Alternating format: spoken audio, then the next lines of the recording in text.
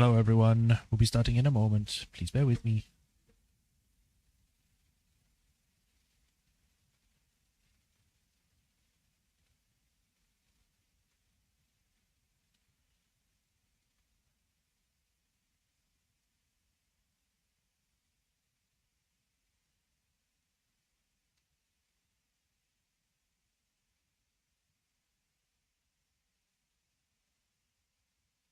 Okay. Close that. Close these because I don't need them now. Whoops.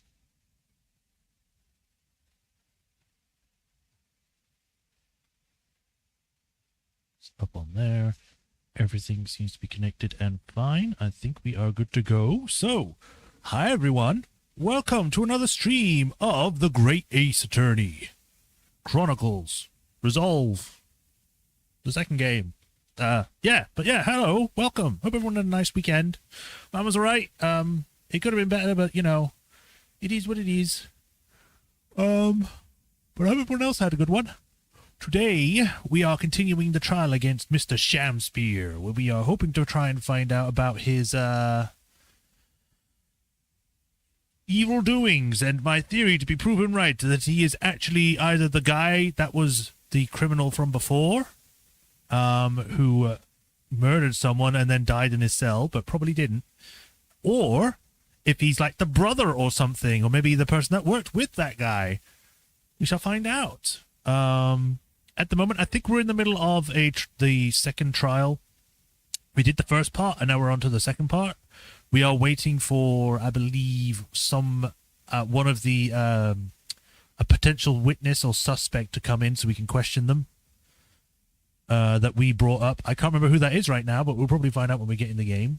And, yeah. Hopefully today we'll be able to do it better. I am still a bit sick from last week still. It's probably going to be for a while, but I'm better. I just heads up, just in case my voices don't sound right.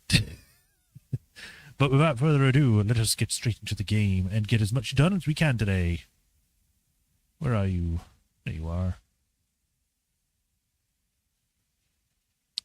I had an issue with my profile today for some reason.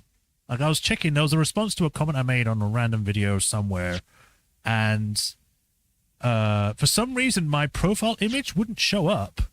It would show up in the top right, but it wouldn't show up on the comment. And then when I went to my actual like YouTube profile, where it shows all my videos and stuff, it still wouldn't show my profile picture. It would just be a blue circle. Apparently sometimes that can happen because of some random stuff. So, but it should be fine now. I reapplied the profile picture, so it should be fine. But just as a heads up, if it shows up weird, that's why. And let me see if it's all being picked up. Yep, showing up on there. Refresh restream as usual. Showing on there. Okay, we're good to go. Continue. Yes. Memoirs of the Cloud of Kokoro Part 2 trial. The 23rd of February, 11:32 a.m. The Old Bailey, defendant's antechamber. Joyful, jubilant jumping jacks! It can't start off with you! I need to get into your voice.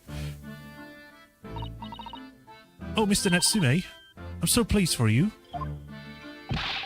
Locum student now, Mr. Nauro Esquire, and non-locum judicial assistant, Miss Mikotomo Esquire S. No, finally, at long last there could be proof. Proof that I am innocent, and proof that my tea is innocent.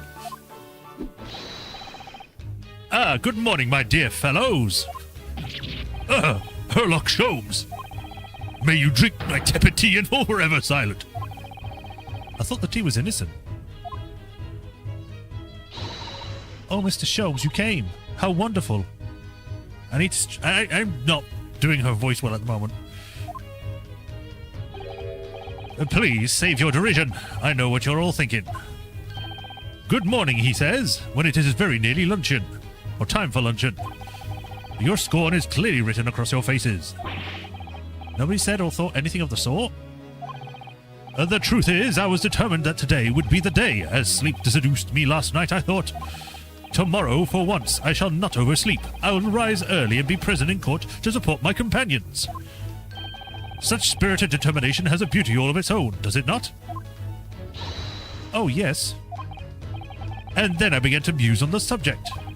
Why do people oversleep? I queried. Why, time after time, do they make the same foolish blunder? And the answer came to me at once. It's so delightfully simple. People oversleep because they sleep. Well, is that not an astute insight into the matter? Oh, yes. Upon which realization I attempted an experiment. I didn't sleep a wink at all. And the results? By first light I was exhausted and began to be assailed by fits of drowsiness. Shocking. And so the conclusion of last night's experiment is this. A good night's sleep is quite simply essential. I had a whole 2 days of no sleep. And I'm fine. Yes, I think most of us probably already knew that. What other presuppose? As approved by experimentation. That, my dear fellow, is the scientific method. Ah, yes, and one more thing. Do you remember this? Yes, of course. It's the poison that Miss Green was about to drink at the hospital yesterday. That was it. We're waiting for Mrs. Green. She may have attempted to kill the other guy. Oh, you didn't manage to... It was a laborious task as the bottle was near empty, but such inconveniences do not hinder Sholmes. I managed to confirm that it contained strychnine. So I was right. Perhaps, though of course such circumstantial evidence doesn't prove Miss Green's guilt. I shall leave the bottle in your care now, but licking the inside of the neck is not recommended. Bottle of poison has been entered into the court record. Woo! Could I have a word? I don't know who this is. Oh, hey. Gregson, how good of you to come. Forget it. Excuse me. Wait a minute, Inspector. Like the moment he knows that Sholmes here, he leaves. I, don't want to make a nuisance of myself. From the look on your face, I'd say it's someone else who you'd think is making a nuisance of himself. My dear Inspector, please, speak freely. Pretend that I'm not here. Believe me, if I could do that, life would be a whole lot more simpler for me. Do you have the results, Inspector, of the investigation of Mr. Shamspeare's room? Not yet. Shouldn't be long now, though. No, I'm here about something else. That dead convict, actually. Oh, you mean the man from this newspaper's article we discovered yesterday in Mr. Shamspeare's room? A man by the name of... Ah, yes, Selden. I went through the archives at the yard and dug out the fellow's file. There's something in there that, well, it caught my eye. Something that caught your eye? What, Inspector, what? I've copied out the relevant parts for you. You can read it for yourselves. Oh, thank you. Capital offenders file has been entered in the court record. I get 2 pieces of evidence? Oh, man, this is going to be a long part. These documents include the details that were in the newspaper cutting we found in Mr. Shamspeare's room. I'll rearrange everything in the court record so we don't have to duplicate information. We don't have duplicate information. No, my newspaper! Why are you giving us a copy of the important file, though? Oh, well, you're the ones who turned up the clue in the first place, aren't you? I'm just making sure things get handled in the proper fashion. Oh, Scotland Yard's workings are so wonderful.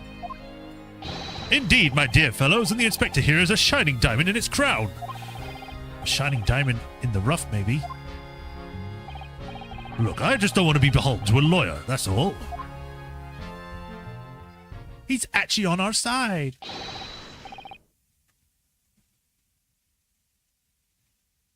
Counsel for the defense and the defendant.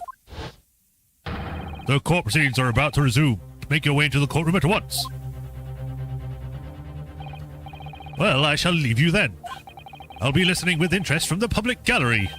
Not nodding off at all, certainly not. Thank you, Mr. Sholmes. I'd rather not. I'm rather tired of seeing Mr. Mustache in flood of tears, personally, so the best of luck to you. Welcome to Mr. Naruhodo Esquire. Yes, Mr. Natsume? It's time, isn't it? Yes, this is it.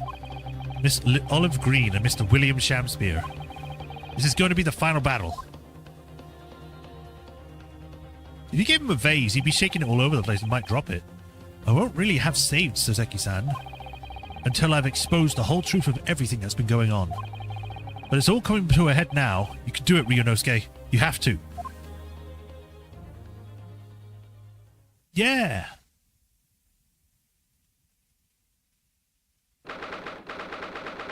23rd of February, 12:30 p.m.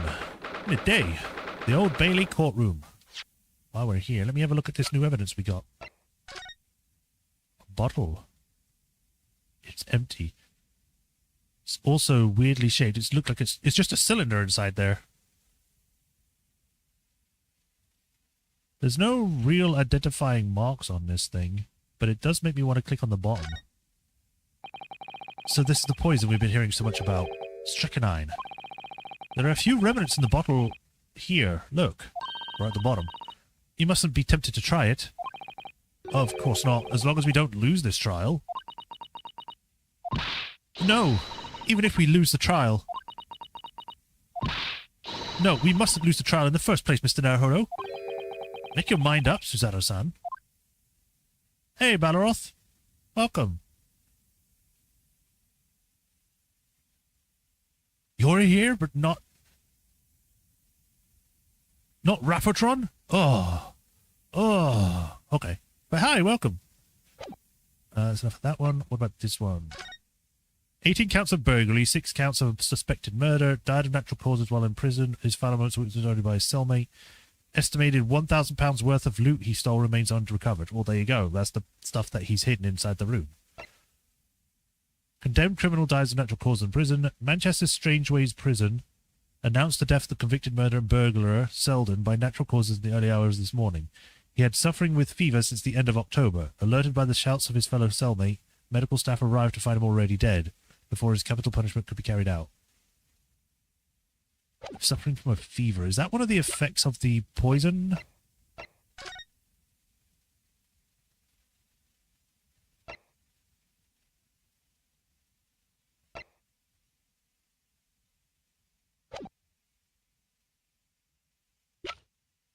It doesn't say.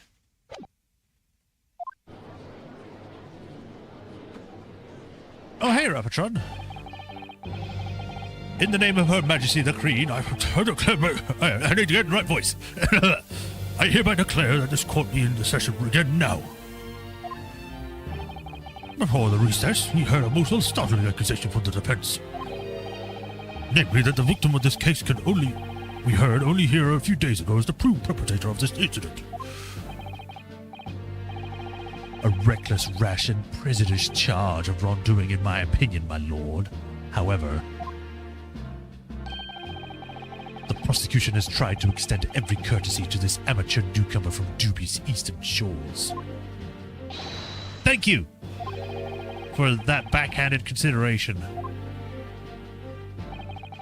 A rather cold assessment from the honourable British prosecutor, I must say. So Lord Radzix, is the new witness present and ready to make the stand? Or take? What'd you miss? Sham showed up, gave us a bottle, then Gregson showed up and gave us some notes for the previous guy that died. Ready and waiting in the witness's antechamber, my lord. Very well. Bailiff, bring in the witness and what in at once. I was about to say, but that's not what he says. Oh, she's painting. Witnesses, state your name and occupations for the court, please. William Shamspeare, my liege. For mine occupation, I can only say, or say only, that I be a tragic victim, to be pitied. Currently unemployed, in other words. I'm Olive Green, I'm a fledgling artist. Well, no. Not a fledgling, really. A hopeless failure who's too weak-spirited to admit she has no talent, I suppose. Also currently unemployed, in other words. What a coterie. Mr. Shamspeare. My lord, I am thy humble servant. I'm afraid that you are no longer merely the victim in this affair. The possibility has been raised that you are in fact the assailant intent on taking the life of your fellow lodger. The part that you have played in this whole business, I'm being more gruff with this guy apparently, will be thoroughly scrutinized, I assure you. I would for naught else, my lord. And Miss Green. Yes? You are aware of your reason to have been summoned to this courtroom today, I presume? Yes, the officer did explain. Slap, slap, slap. He said I poisoned this ridiculous buffoon. And do you accept the charge, Miss Green? I don't know anything about any poisoning. And I don't know anything about this man. Come, lady, die to live. Verily, I know not thy prickly pea-pigmented personage. Very well, let us proceed with the matter at hand. That being to ascertain whether or not Miss Green has been in any involvement in this affair. It's all very strange indeed. Why would you suspect me? I barely even go to the East End anyway. It so happens that I passed by that neighborhood 6 days ago, that's all. And on that night this man was poisoned, I was still in hospital, fighting for my life. Yes, having been unfortunately caught up in an incident in the street outside the Garridham household. An incident that rendered you unconscious for some 3 days. I was struck in the middle of my back by a knife, through no fault of my own, and now I'm under suspicion? Whatever other irrelevant things might I be suspected of? It's all very disturbing. Your energies have been better spent worrying about the random knife attacks, I feel, Miss Green. At this point in time, all that appears to connect you with Mr. Shamspeare's lodging is the Briar Road incident of 6 days ago. That's why. We would like you to testify formally now about exactly what happened. Oh no. Incident 6 days ago? You mean you want me to relive that awful incident? Or accident? Unfortunately, yes. Please tell the court what happened that day. Or die. And of course, we will be interested to hear from you about your movements that day too, Mr. Shamspeare.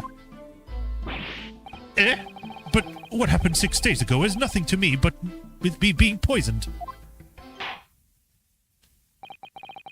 Let us proceed then. The witnesses will present their formal testimony to the court. And on the subject of the incident that took place on Briar Road the evening of the 17th of February.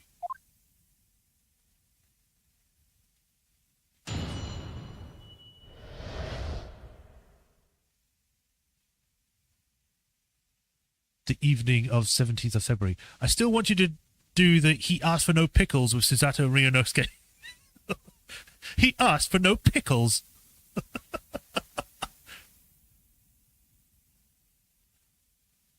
Don't make me Susato take down you.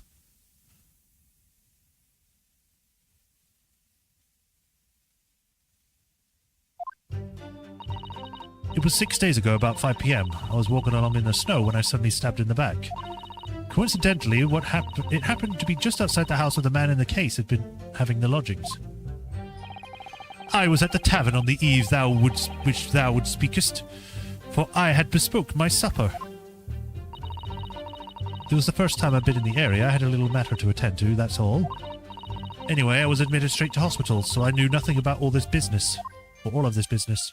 That's what they want you to think. You were there.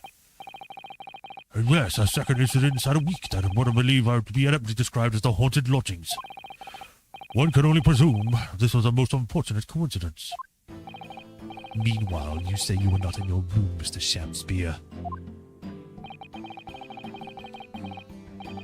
It was the following morn when I did waken with I learned of the dire events. Mary, what a commotion did the officer of the law make on the floor above mine. When Soseki-san was arrested on suspicion of attempted murder. As suspected, there is nothing connecting these two witnesses but happenstance. It's true, it does seem as though they were unrelated at first glance. But I'm not so sure. There's something lurking in the shadows here, I feel for certain. Or I feel certain of it. And this is what my one and only chance to expose it. Consul, you may now cross-examine these two witnesses if you wish. Yes, my lord.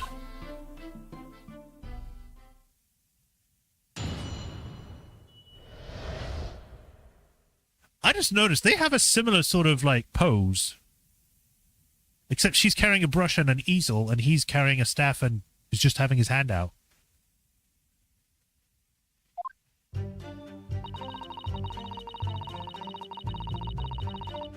Hold it! I'm well acquainted with the case. I'm sorry you had to go through that. It was awful. I still can't believe I was unconscious for so long. And I woke up to find that the case had been solved and the culprit arrested. Yes, the incident has been resolved already. Perhaps it would help you to consider it a bad dream that you ended up with your awakening and should now be forgotten. Yes, I suppose so. Thank you. But before you put it completely behind you, Miss Green, I need you to remember the details one last time. You must tell the court exactly what happened that day, for all of us to arrive at the truth of this new case.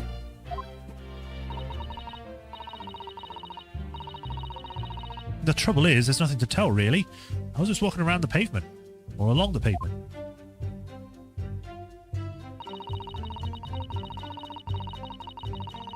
Hold it! What were you doing there that day, though?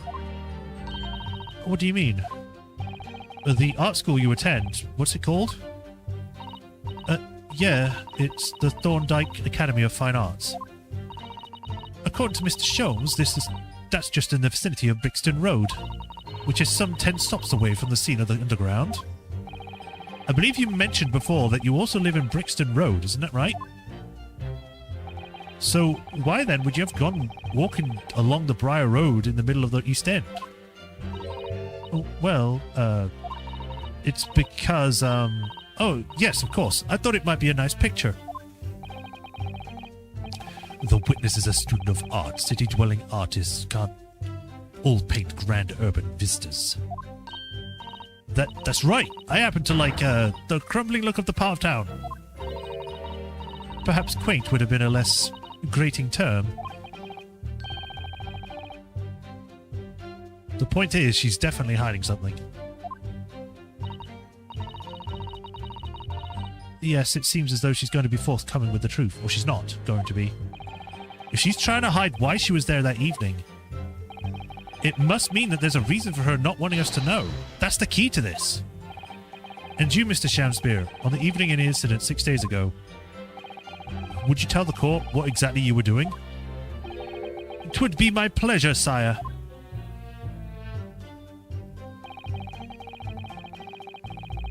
Hold it! A tavern, you say? Which one? 'Twas the Slug and Salad where I did tarry. 'Tis a jewel of the East End. And a little unexpected, I feel. Hmm? What do you mean, Lord Van Zeeks? The Slug and Salad offers unusually fine dining, for the locality at least. Not an establishment you expect to be patronized by a man with not even a crumb of bread in his room. Just throwing shade at the guy. It's true, the menu lists premium crusts of bread and glasses of water in different levels of cloudiness. I would have expected Grubb's grubbery in the local vicinity to be more appropriate for your means.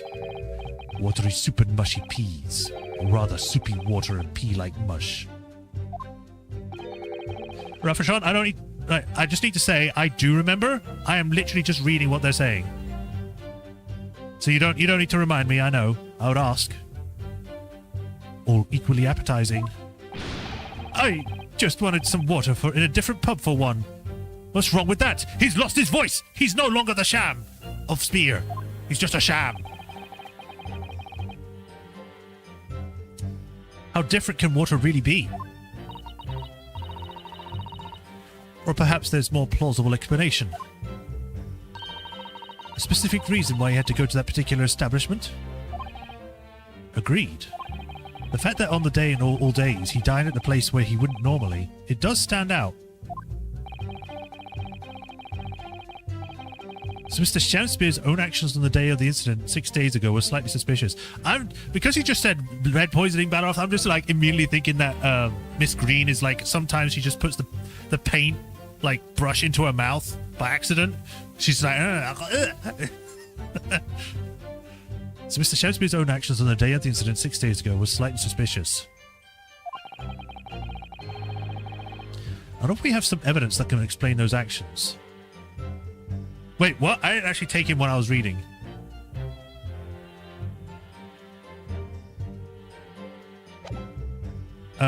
Do I have that evidence? I know that he was going there to meet with,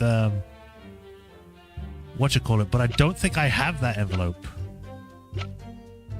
I have this part of the envelope, but this is just the torn part. I'll say not at the moment, just in case some of it does come out. I wish we did, but sadly I can't think of anything at the moment.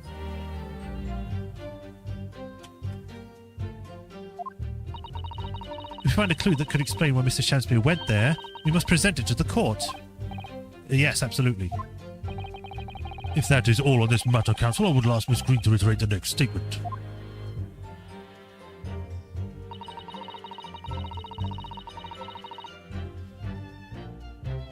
A little matter to attend to, that's all. What little matter, Miss Green? Please elaborate. It was nothing, really. It's not worth mentioning. If you remember, you mentioned it to us yesterday at the hospital. It was related to the card you were holding.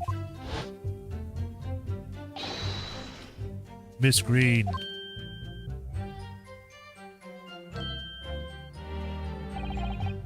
What was that? She clearly hid something behind her back. From memory, I believe that the card contained a note that read, I have information regarding the death of Duncan Ross. What does that matter? This has nothing to do with Duncan. Woo! Excuse me. What's wrong with you? Immediately slams the desk. Mr. Shamspeare, do you have something to share with the court? To be or not to be? That is the question.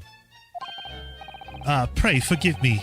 The great bard's word springeth from within with near a thought. Don't tell me it's because you're possessed by Shakespeare's spirit, right? When your brain reads, but when your eyes read, but your brain doesn't. Yeah, pretty much. Hearing Miss Green's words a moment ago seemed to make you think of something.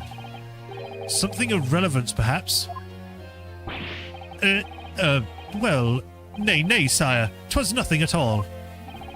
Presumably you know the name, though. Mr. Duncan Ross, I mean? After all, you were both lodgers in the same house. I would it were so, but sadly nay. Lodging be a lonesome occupation, sire. My lodging fellows be rarely known to me. So you haven't heard of him, even though he passed away in the room just one floor above yours? Miss Green? Me, my lord? Have I done something wrong? The card that was listed before containing the note. Do you have it upon your person? I do, yes, but I don't need it anymore. In fact, I should throw it away, really. Before you dispose of it, the court will take it as evidence, please. Aha, you don't get to throw it away. Miss Green's card has been added to the court record. There we go. Of course. That's what links Mr. Shamspeare and Miss Green. It's Duncan Ross. Now, continue your testimony, please, Miss Green. Straight to hospital, so I knew nothing about all this business. And now I need to press on this again. Bloom,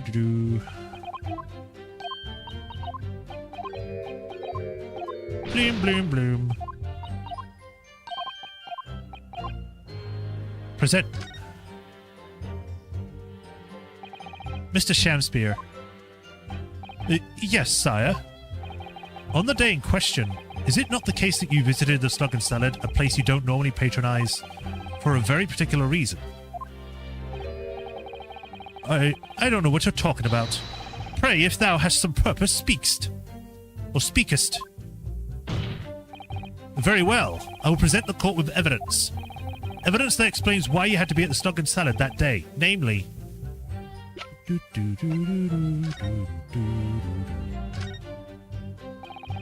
The envelope has been ripped open, or rather carelessly, hasn't it? Miss Green strikes me as the type to open correspondence more neatly than that. Ah. What is it? The way the envelope is torn, I'm almost sure I've seen the exact same shape somewhere else. Oh, you don't mean... Were you thinking of this piece of evidence, Mr. Naruhodo? Exactly, that's it. Try to match them up. They go together perfectly. This torn off end of the envelope clearly belongs to this card. Woo! It's a good thing I examined that.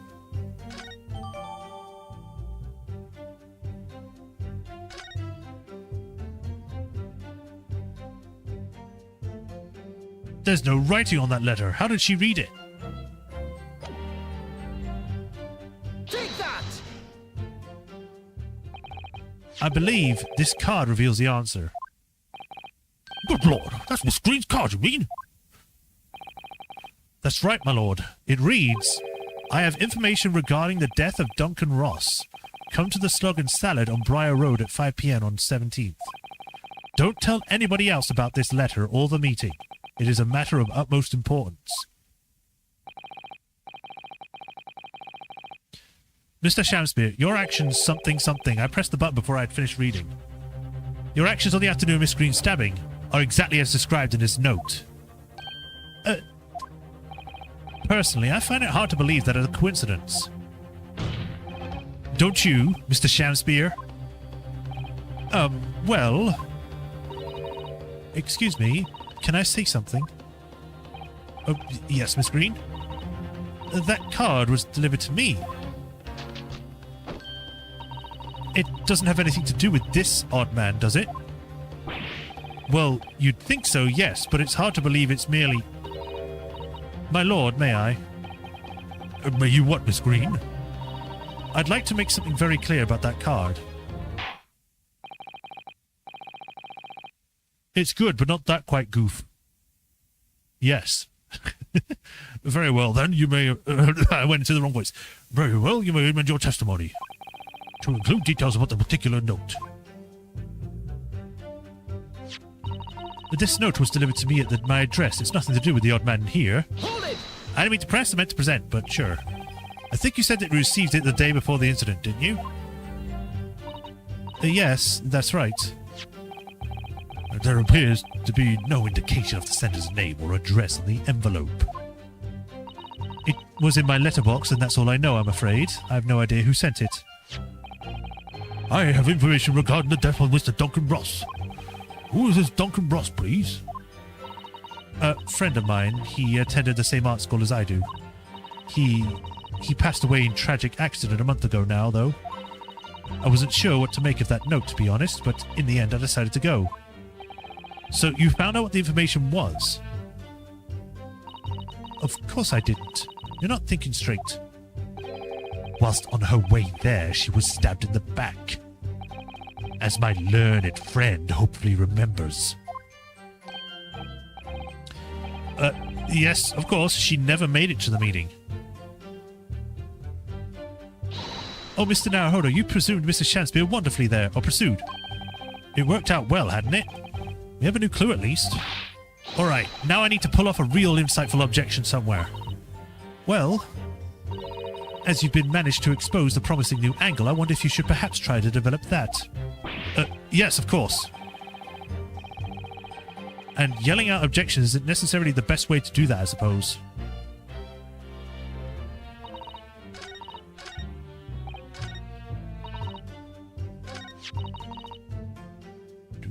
Present. Objection! The day before the incident, exactly 1 week ago now, this note was delivered to your address. And upon carrying out the instructions in the note, you found yourself in the hospital. Yes, I did. It's terrible. Everything that happened to me. Yeah, it is terrible. If it's all true, that is. What do you mean? Miss Green, have a look at this, please. It's the torn-off end of the envelope. Oh, is it? And it just so happens that it fits together perfectly with the envelope of the note you received. Where did you find that? In Mr. Shamspeare's room. In my room? I've lost my voice again. I don't speak in Woodison nowest. As soon as something's found out, I'm like, what?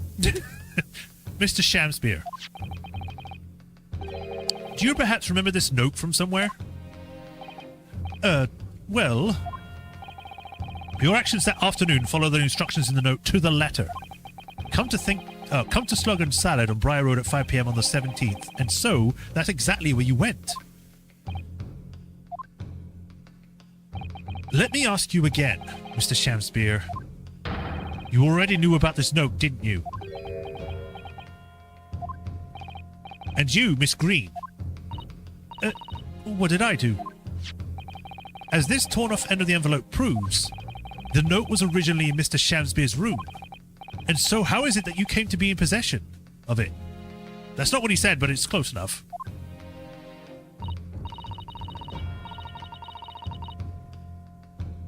I don't have the first idea. I'm just a fledgling artist, after all. There is only one explanation. You broke into Mr. Shamspeare's room and stole it.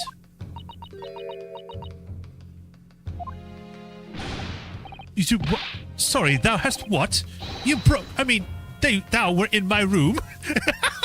He's just so angry about it. He's just not all over the place. What on earth do you want with me?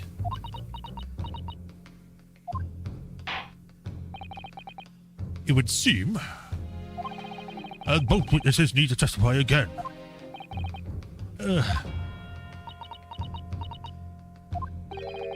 Miss Green. Yes? Whilst you have the court's sympathy, I'm sure, for the suffering you have endured in the recent events, anyone found to be given false testimony in a court of law will be duly punished. Please bear that in mind.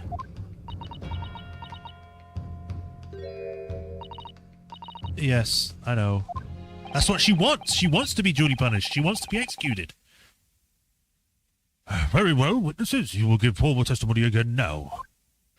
On the subject of the curious anomaly regarding the note Miss Green claims to have received. He's becoming less like a dodgery old man to suddenly like Scooby-Doo. Raggy. The anomaly of the note. I won't be here for next stream. I'm going to be out of town. Oh, all right. That's fine. Right, butter off.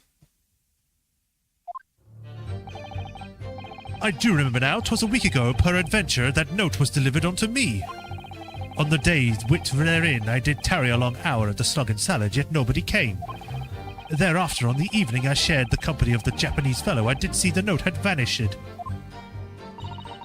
I don't know what you mean. You think I snuck into this man's room, do you? Why would I? I can point out the villain here, and as for that torn-off piece of the envelope, I don't know anything about it.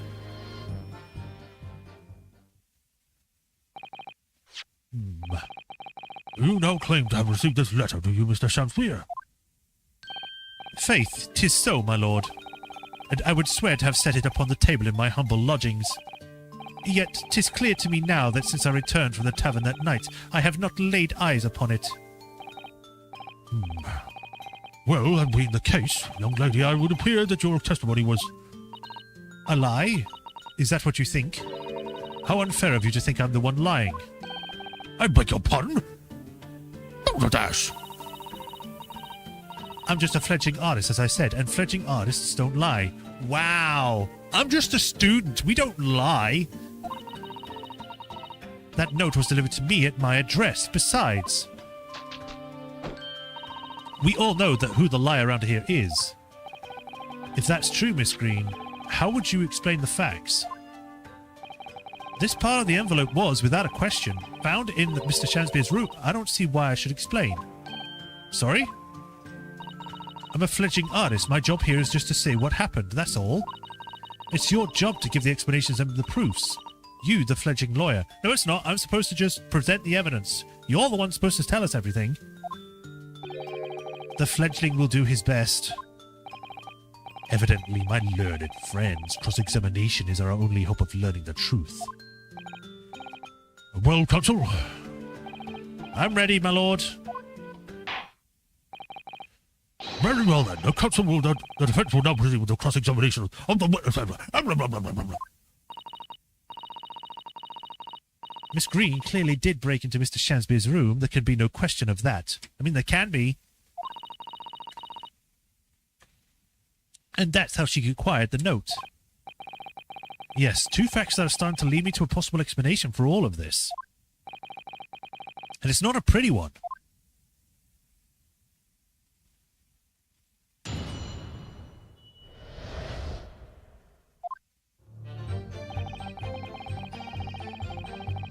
Hold it! And can you shed any light on the contents of the note at all? Nay, sire, 'tis as strange to me as foreign tongues. Even with a knowledge of literature as great as mine own, verily, 'tis impenetrable. But Mr. Duncan Ross had lodgings in the same household as you. In effect, he was your neighbour, so surely you knew him, didn't you?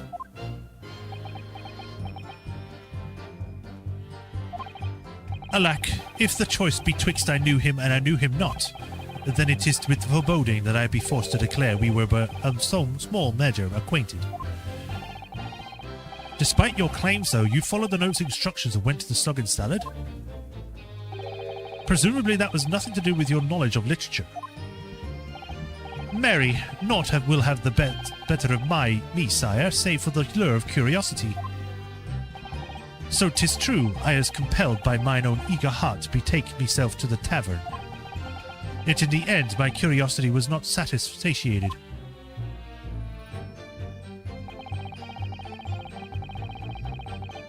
Hold it!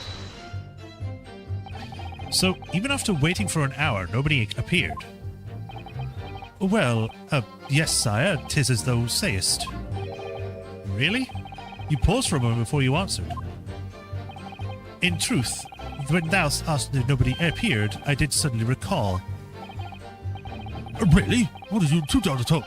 Do you mean to tell the court that somebody did appear after all? I was not alone that night at the Slug and Salad, my lord. No, 'tis returning to me now. I did treat my lips to almost clear water, and mine innards to premium crust of bread. And all around me danced a great many companions. What do you mean? Flies, sire, flies. Good lord.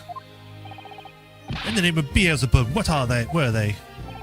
Fairies, perchance, for a midsummer night's dream, have come to haunt me? I think they were just flies.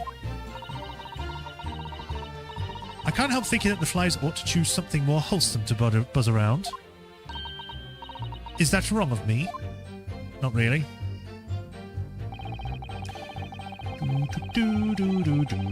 Hold it! When exactly did you notice it had gone missing? Such idle thoughts ne'er occupy my mind. I am busied with greater ideas. In other words, you didn't notice. Several days passed between your outing into the tavern and Mr. Natsume's visit to your room. Yes, it would appear that the note did disappear sometime in that interval. Such idle thoughts ne'er occupy my mind. I am busied with greater ideas. And yet, during that time, Miss Green was comatose in hospital, was she not? Clearly, then, she could not have been stealing things from Mr. Shandy's room. Yes, of course. It's still some sort of misunderstanding, isn't it, Mr. Prosecutor, sir? You have so far failed to give a satisfactory explanation as to how you came by that note. I am not here to advocate for your defense, madam. I won't tolerate inconsistencies in your story. You would do well to remember that. Also, I hate you. You should die, Miss Green. I hate you. Oh, dearie me.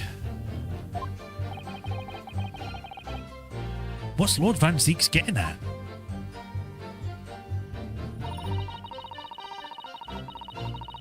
Hold it! It seems this note was actually delivered to Mr. Shamspeare about 1 week ago. Oh, does it? But for some reason, it ended up in your possession. I can't think of any way that could have happened except for you breaking into Mr. Shamspeare's lodgings. Objection! But for what reason would the witnesses have done that? I won't deny that Miss Green's possession of the note would appear to defy logic. However, until and unless her involvement in this case can be proven in some other way, and any further pursuit of the note is meaningless. Miss Green could have only become into the possession of that note by stealing Mr. Shamspeare's room. And yet, there's no obvious reason as to why she would have done such a thing. What if there was some reason she broke into his lodgings, though? Yes, we should pursue that idea, Mr. Naruhodo. We're close now, I can feel it. We're so close to a breakthrough.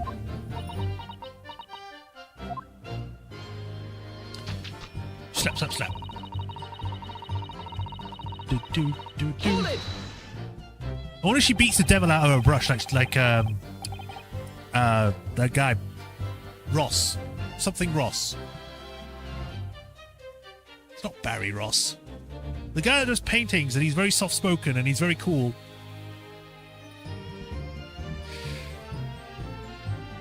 So you don't want to tell the court the truth about the letter, is that it? I'm a fledgling artist, remember? Artists are nearly always introverted characters. Introverted? Fie! This fledgling doth readily cast aspersions about my nature. Yet I am an angel, a seraph. Birds do harmonize with my song. The wind doth frolic on my wings. That's right, Bob Ross. Oh pity, wherefore dost thou accuse one so pure of heart, ample woman? What is he doing? Pure of heart, I don't think so. Even a fledgling like me can see you're just a failure. Tragedy, thou shalt not know the true heart of an artist until thine instructions hereafter by death. Jesus, man. Oh, the days, oh, the years. Alas, to enlighten thee, thou must wait so long in vain. Mr. Naruhodo, interject with some clever remark. This is your chance to shine. I'm no Shakespearean actor, Mr. Zato. No, as far as I can tell, the only thing that's going to absolve this argument is evidence. Yes. It's clear that Miss Green did in fact break into Mr. Shamspeare's room, isn't it? And that's where she found this letter. Yes, two or more less foregone conclusions that lead me to one terrifying conclusion. Terrifying? Yes, I'm afraid to say that the outcome of this cross-examination may well change how we look at this case completely.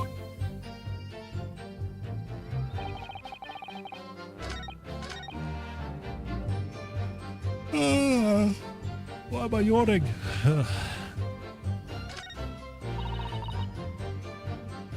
Why would I?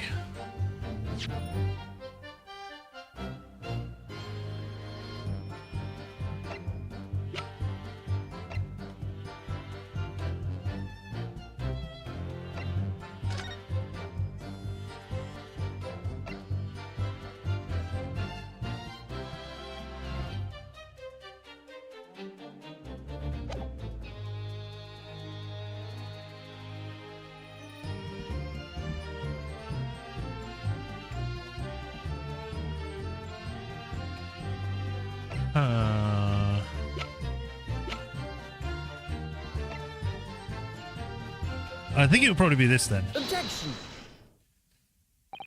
Yesterday at the hospital, we saw you with this bottle, and though the contents spilt during the course of the meeting, a small quantity remained.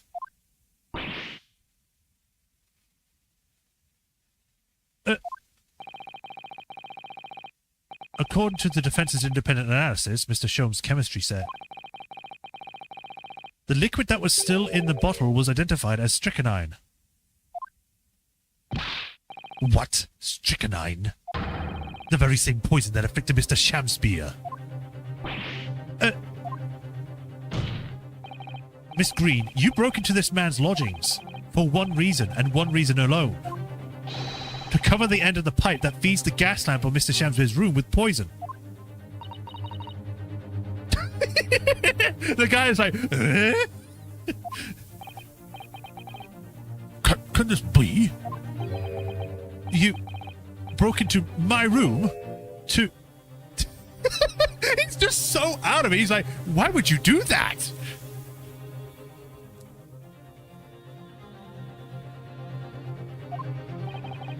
It may seem incredible to the court, but from the remaining clues, there is only one logical conclusion that we can reach. The person who attempted to take Mr. Shamspeare's life was poisoned. Was you, Miss Olive Green. Oh dear, oh dear, oh dearie me! She's dead.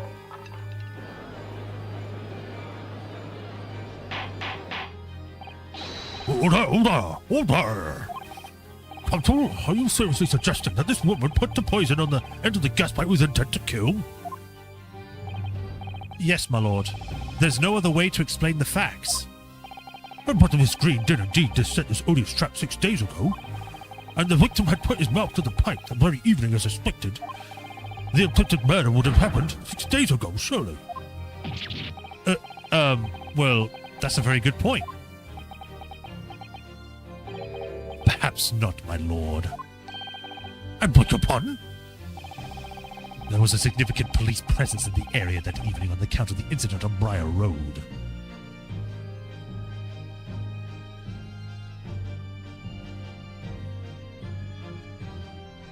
Are you calling me stupid? Who are you calling a pinhead?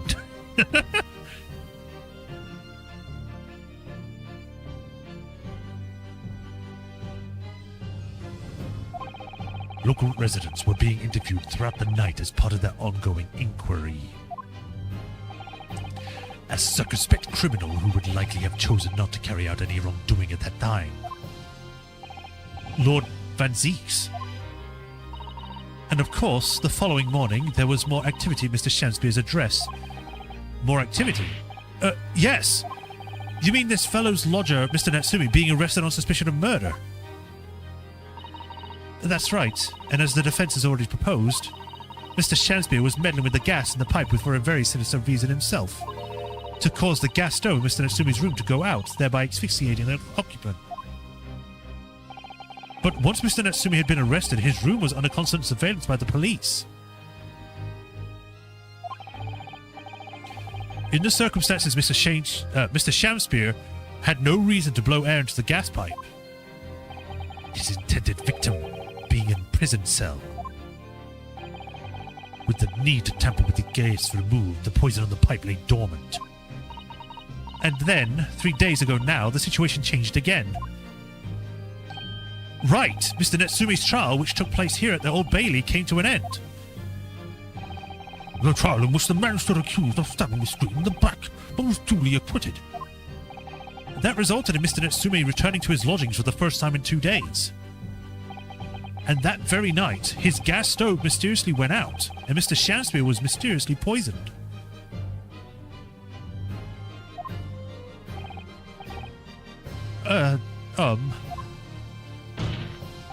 In conclusion, the poison that was present on the mouth of the gas pipe had been put there in the victim's room for some 4 days earlier. Mary. Or is it Mary? With the new understanding, it becomes clear that this letter was all part of the plan. What plan? The court will recall that the note gave instructions to visit the Slug and Salad at 5 o'clock, and that recipient should tell nobody else. The reason for those instructions are now clear.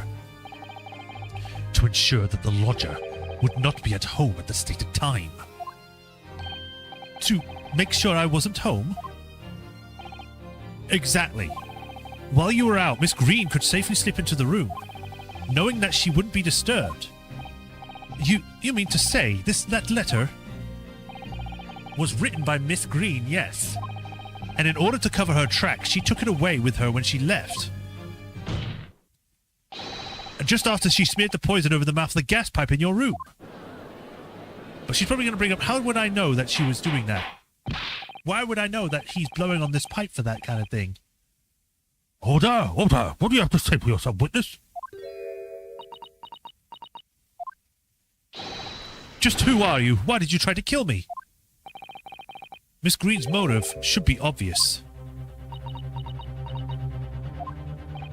It's all tied up with someone whose name we've heard several times already during the course of this trial.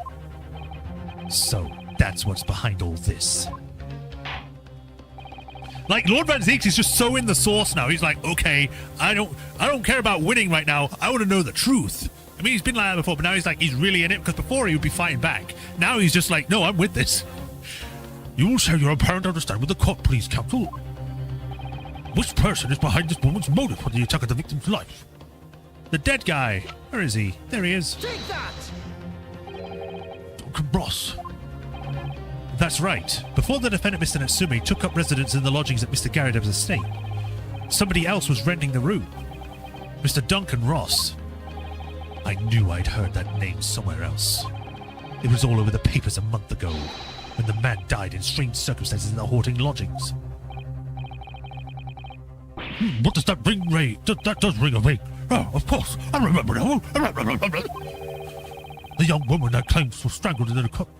The young man that claimed was strangled with the victim's convict's curse or some such. Sadly, my lord, it wasn't a curse of any kind, nor was it an accident.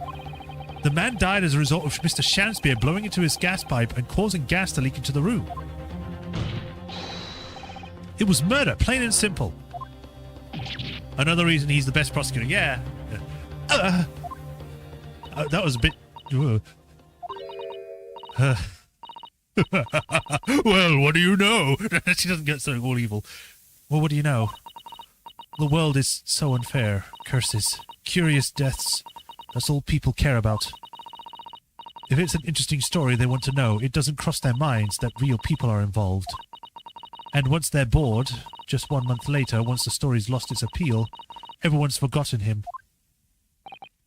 You mean you? Duncan was... Mr. Ross was Miss Green's fiancé. Fiancé? You may not have known until now who Miss Green really is, Mr. Shamspeare. But she's known exactly who you are all along. Because you're her sworn enemy. The murderer who took the life of the man she was to marry. Marry?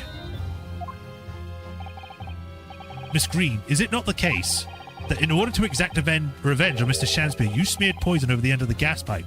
I mean, to be fair, if this is all true, she kind of inadvertently saved Soseki-san's life, because the guy would have kept blowing and killed him with the poison from the gas. But because he was poisoned and collapsed, it kind of just stopped that. That's just a guess, by the way.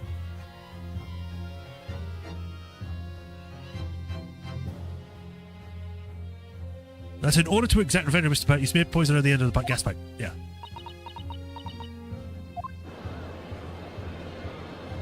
There's nothing on that easel. She isn't painting anything. It was all quite extraordinary. Am I correct in understanding that you now accuse both parties' counsel? Each on different accounts of murder?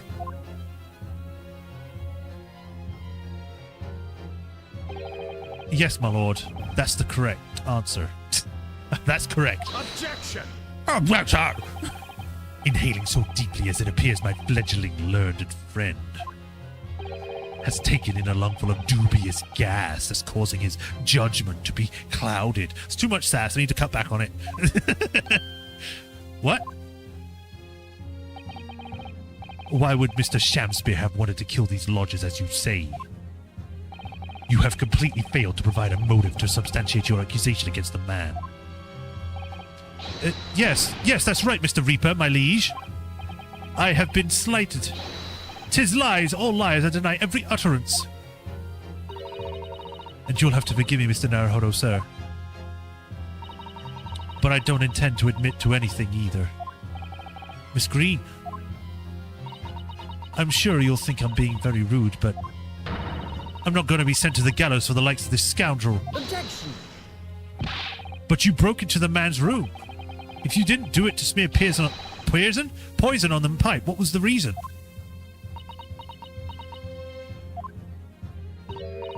I thought I'd have a look around, that's all. Oh, wow, that's a great cover-up. Why'd you always get so sassy as Van Zeeks? Because you said he's got that amount of sass in him.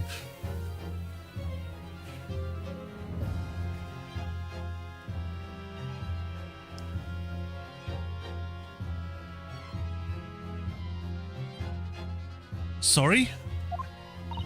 You're right. I suspected him, so I thought perhaps I might find some evidence or something in his room. Evidence that it was him who took Duncan's life. Oh vileness, oh villainy, oh tyranny, oh ramdity of woman, oh rotundity. But in any case, whenever I leave my room, I do turn the key in the lock. That whole place is falling apart. The locks on the doors are no different. Duncan showed me once how to unlock the door, with some terps and a piece of wire. Oh awfulness, oh artfulness, oh tyranny, oh profanity of woman. We will consider your trespassing on some other future occasion, but for now...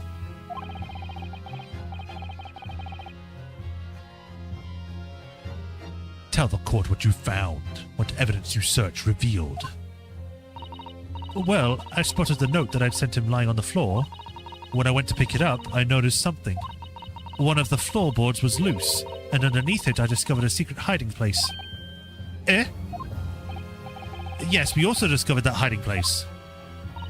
Inside were found a newspaper cutting, a photograph, and an empty tin box. Yes, well, the thing is, when I found it, the box wasn't empty. What? There was something in it? Yes. This key. This rather nice key.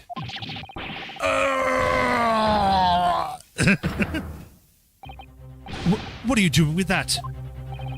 What the... Every ounce of color has drained from his face. Give it here. Give it to me now. It's mine. I inherited it. What was that, witness? What did you say? You inherited it. No, What's all this about? He inherited that key. It was obviously important to you since you've gone to such lengths to hide it, so I took it. I don't know what it's for, but you took something precious from me, so I took something precious from you. So what if it means that you can't open something now? I don't care. Give it back this minute. Give it to me. Calm yourself, witness. So Mr. Shamsby has tried and in one case succeeded to take the life of 2 lodgers now. Yes, his motive for doing so is the key to everything that's happened. It's true that there appears to be no motive to support the accusations against Mr. Shamsby at first. But considering everything we know now, I think there's actually something that could explain it. What? Imagine if he did that so hard he just knocks himself out. I need to recall every piece of evidence at our disposal, everything we've seen and heard. Because I'm sure that I just caught a glimpse of the link that runs through all these events. In that case, counsel, I must demand that you present yourself evidence to the court and support of your claim. What is it that you say can explain the motivation for Mr. Shamsby's alleged crimes? Take that! Oh, that's an impossible peaceful report, is it not? The Selden file, how did you get hold of that? Why is he so angry? Why did I make him so angry? Selden? The now sadly deceased Mr. Ross and the defendant Mr. Natsume have only one thing linking them. The fact that they had lodgings in the same room. Well, yes. We know this certainly. A room that was formerly occupied by Selden. Until, that is, he was arrested by Scotland Yard for his involvement in multiple burglaries and possible murders. Oh, Dan hiccups. I see. And it just so happens that the convict Selden left behind one very substantial mystery when he died. That's some £1,000 worth of loot he stole, which as yet remains to be found. I'm going to take a drink of water, 1 second.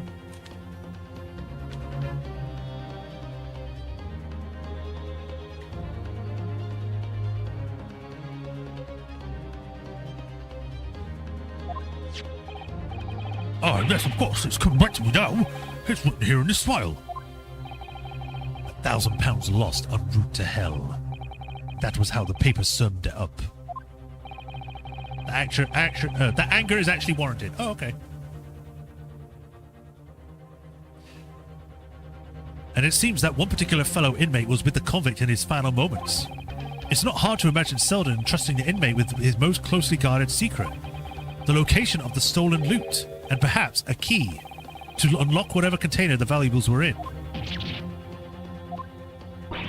He's standing like a punk now. You mean this key is... Mr. Shamspear, it was you, wasn't it? You were at the capital offender's side when he died, were you not? What are you talking about? 'Tis a false charge, I tell you, a false charge. The name of the inmate who was with Selden at his death isn't noted in this file. But a simple telegram to the prison where he died would quickly tell us how false the charge really is. But even if it's true, why would the man be so intent on killing every subsequent occupant of the convict's lodgings? There's only one explanation for that, my lord. It is in that very room that Selden hid his loot.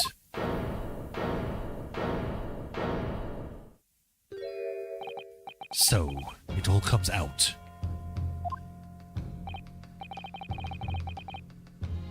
Yes, and having established that, all of Mr. Shamspear's subsequent actions start to make perfect sense.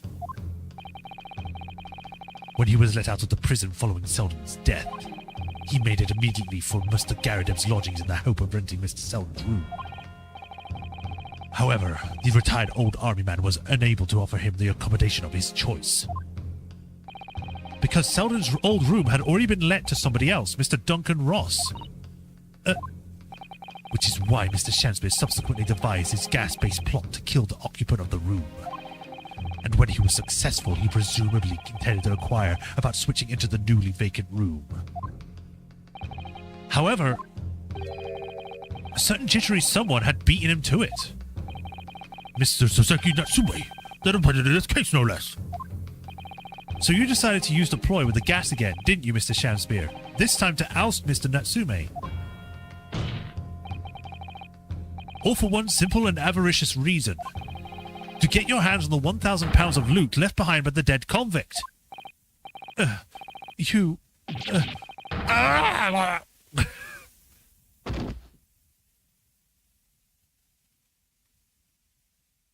think he died. Looks like I'm gonna snuff it before they get to stretch my neck. Or stretch me neck. Oh, this is the other guy. Listen, I want you to have me loot. Anything. Just stop the coppers getting it. Their mitts on it. It's in the room where I was lodging when they got me. Here, this is the key to that. Take it. Always stay on one step ahead, mate. See you in hell, I guess. Shamspear.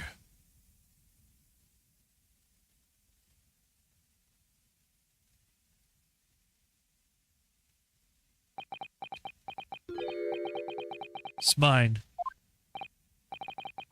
What did you say? It's mine. That loot is mine. He's going to become Gollum. The precious is mine.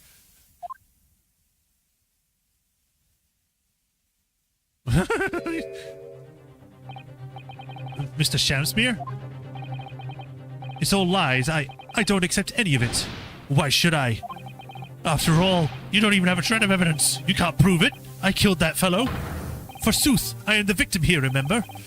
Isn't that right, ladies and gentlemen? If I don't admit to it, there's nothing you can do. You can't arrest me, for the time being, anyway. Verily, you can arrest the victim, can you? Well, you can't arrest the victim. Isn't that right, ladies and gentlemen?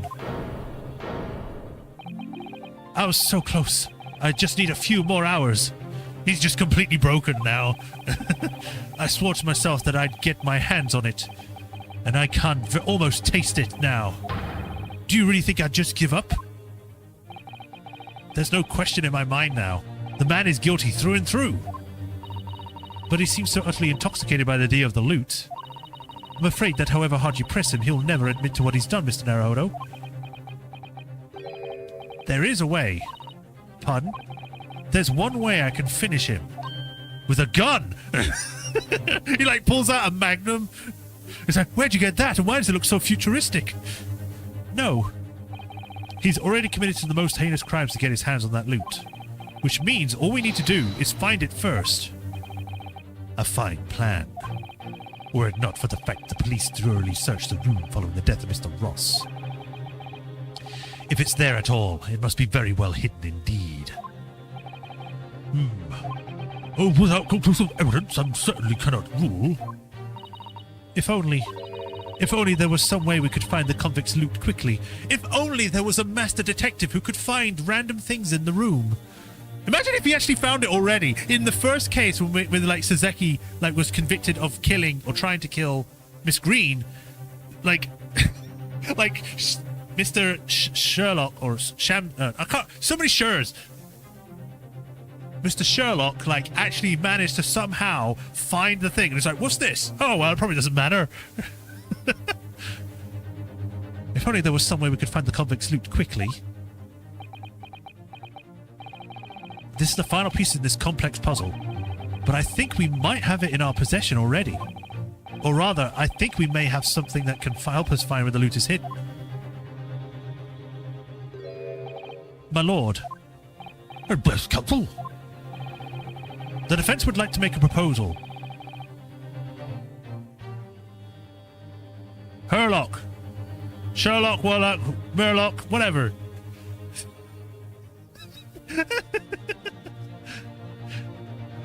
The defense would like to make a proposal on how to find the late convict's hidden loot. I believe we are already in possession of something that could give us a clue as to its whereabouts. It's our last chance, so it has to be worth a gamble. Besides, we've used the same technique once already, and it's definitely paid off then. Very well, counsel. Let the court hear your idea. What do you propose we can use in order to locate the fine pus on the deceased convict's hall? Well, there's a lot of stuff.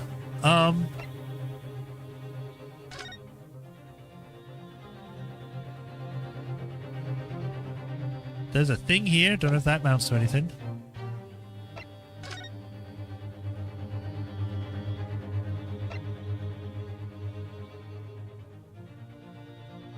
Loaded by sounds. Medical stuff arrived, but he's already dead by then.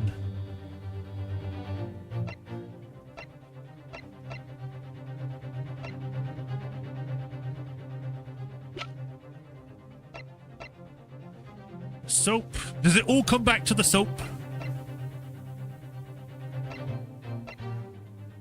I don't know why we still have this map. It hasn't been used for anything.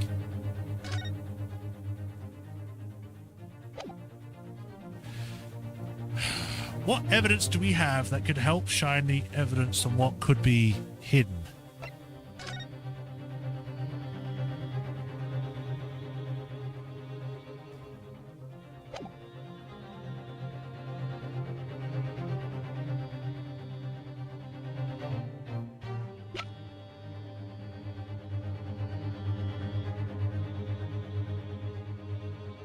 Could it be the gas meter?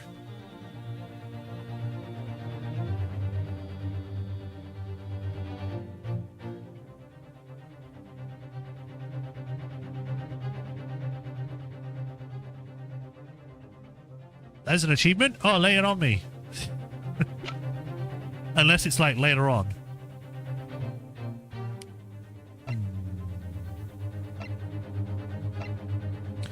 There's no ring. Piece of envelope. 2 centimeter circular diameter. Seeing unconscious at the table.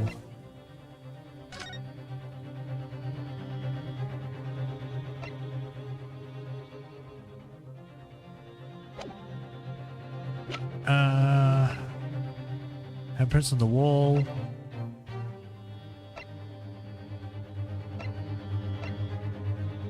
I'm not really sure what I would present here. The question after this you have to get wrong. Okay. I'm not really sure what to present. It's either going to be the gas meter, because maybe you can hide something inside it, or is going to be either the picture of this or this. I'm thinking more this, because it says hidden photograph. But it was found in Mr. Shanspeare's room. Why would it be... Actually, that's a thought. Why is it in Mr. Shanspeare's room? Why does he have a picture of this guy? And it might be because there's something in it. Take that! This is my proposal, my lord. Good princess. We can't use that, can we? Objection! I have another idea. Stop wasting the court's time with this senseless rubbish. This is my proposal, my Japanese friend. His proposal was better. We've already found one secret hiding place during the course of this investigation, Mr. Naruhodo. Yes, I suppose we have, though someone else beat us to it. The findings from the method we use are still in the court record, however, aren't they? I believe it's worth proposing the same method again now.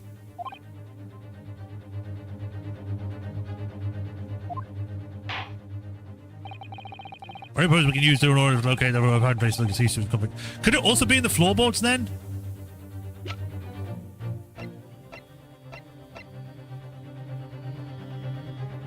Wait. Take that! We can use the skin print gun. Whatever it's called. If I'm not mistaken, those are Mr. Shanspeare's handprints on the wall of his lodgings. That's right, my lord. Expose the result of the defense's independent investigation of the scene. Based on a wonderful new discovery in the field of forensic science by the great detective Mr. Sholmes. Oh, great detective, is that some kind of joke? Do you really think I'm going to be daunted by a man with such a ridiculous title? I should think the great bard ought to recognize our title when he hears one, Mr. Sham. Spear. He's just there. Perhaps we should compete for the honor of the most ridiculous title. 'Tis Sherlock Holmes himself. What are you doing here, great detective? Your usual haunts the filthy bat streaks of the capital, are they not? Ah, Mr. Reaper, it's been too long. And I see your complexion has worsened since last we met. Mr. Sholmes, he does know Lord Van Zeek's then. Well enough to say something like that in any case. And Mr. Sholmes, although you may be heralded as a great detective by the population at large, that does not give you the right to come and go in my courtroom as you see fit. If I may, Mr. Lord, my lord, Mr. Lord. Mr. Sholmes' newly developed scientific method has helped us to uncover vital clues in this case already. The clues, you say? I call them skin prints, my lord. My method identifies every location touched by an individual under scrutiny. It's the method by which we were able to ascertain this gentleman's gas pipe activities. You need only a small sample of something the individual has previously touched to make a set indicator solution. In your case, sir, I used the teacup you had been holding. Elementary. So now, Mr. Naruhodo. Yes? What am I to use a sample of to make the indicator solution this time? Thank you for offering to help, Mr. Sholmes. When the convict was arrested, he was living in what is Mr. now Suzeki-san's room. We need a sample to locate Mr. Selden's loot that was hidden in his own room. What form will the sample take?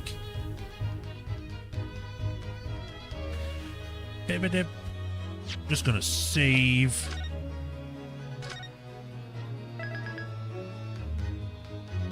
Well, I don't have the key. I would present the key because that has hit the fingerprints of the other guy on it. I'll present a person. We will need something of Mr. Selden in order to create the indicator solution to find this loot. And something the convict owned happens to be in the possession of somebody listed in the court record.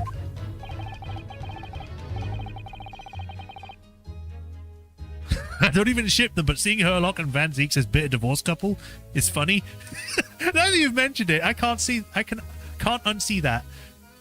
Upon my words, Mr. Nahuri, your powers of reasoning seems to be on the up. So which particular person do you have in mind? For whom should we possess possession of the late convict Selden to create the indicated solution? It's Susato! And what, pray, does that said person possess that could be applicable to our purposes? Let's hear your new and improved powers of reasoning at work, my dear fellow.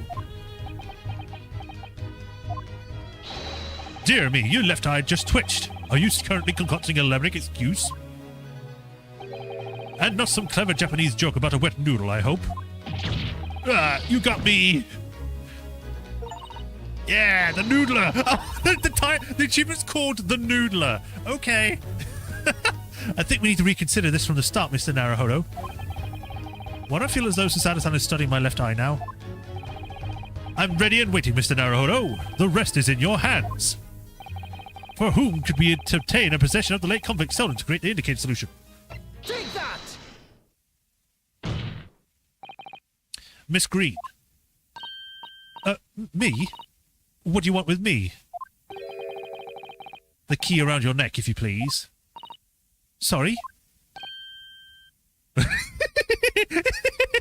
He's like, He's doing the SpongeBob meme. That key belonged to Selden. There will be remnants of secretions from the man's skin on its surface that we can use. Very true. That is the sample we need. Using it, we can create the solution indicator required for Mr. Sham's skin print seeker. And find out exactly what Selden touched in the room that he used to rent. Mr. Shamspeare is one great to another, I assure you. If the late convict's hall is hidden somewhere in his former lodgings, I shall uncover it in no more than 30 minutes. So, Mr. Shamspeare, the truth is well within our grasp now, and as such, you will never get your hands on Mr. Selden's stolen wealth.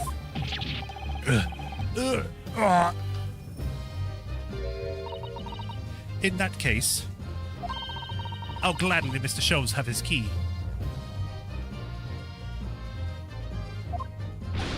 No, give the key to me. The detective shan't have it.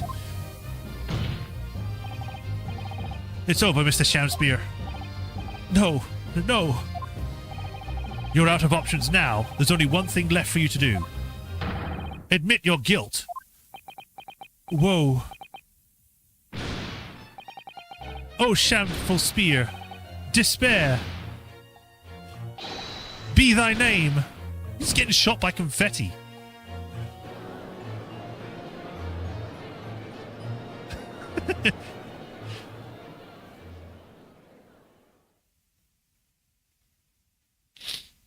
He lost his hat. Looks weird without it. I never intended to kill the man. I just wanted to drive him out of the room. That's all. So you'd have time to find the convict's haul of stolen goods. Yet after you killed the young man, you still didn't move into the room. I asked the landlord, of course. I pleaded with him, but he refused. Why? I was 3 months behind with the rent, for one thing. Mr. Garridem really has a lot to put up with. And he had the gas repair work done immediately afterwards, putting the room out of action for a while. And then this Japanese man swooped in, and just the right moment to sign the new lease. Poor Mr. Natsume, what unfortunate timing. Then, 5 days ago, after the incident on Briar Road, when the Japanese fellow got himself arrested, I thought I'd finally have my chance, but it wasn't to be. No, the scene was sealed off and guarded by the police night and day. And if I remember rightly, Mr. Sholmes spent this whole day in there reading books. I couldn't even enter the room, let alone search for the loot. Which is why, on the day Mr. Natsume was acquitted and returned to his room, you once again tried your trick of blowing air into the gas pipe that feeds the stove into his room. Unbeknownst to you, however, the action would lead you into a deadly trap.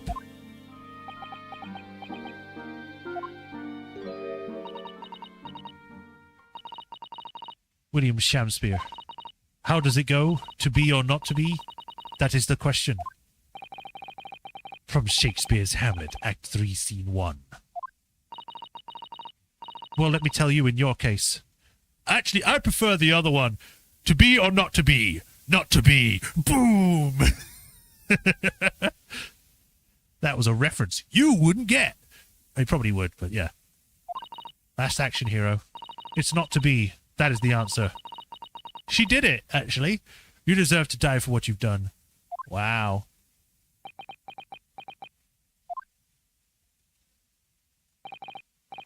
And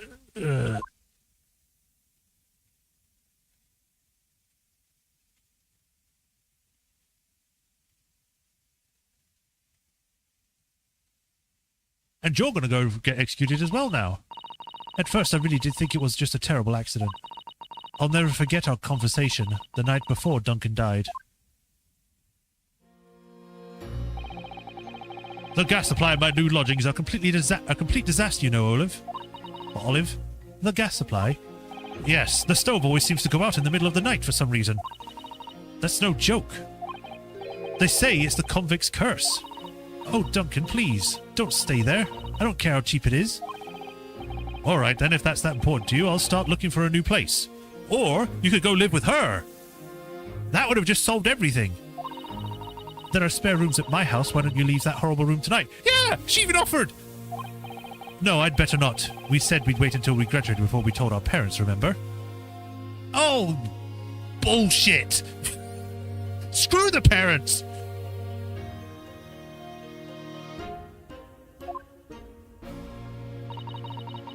But that was the last we ever spoke. That very night, he fell victim to the gas.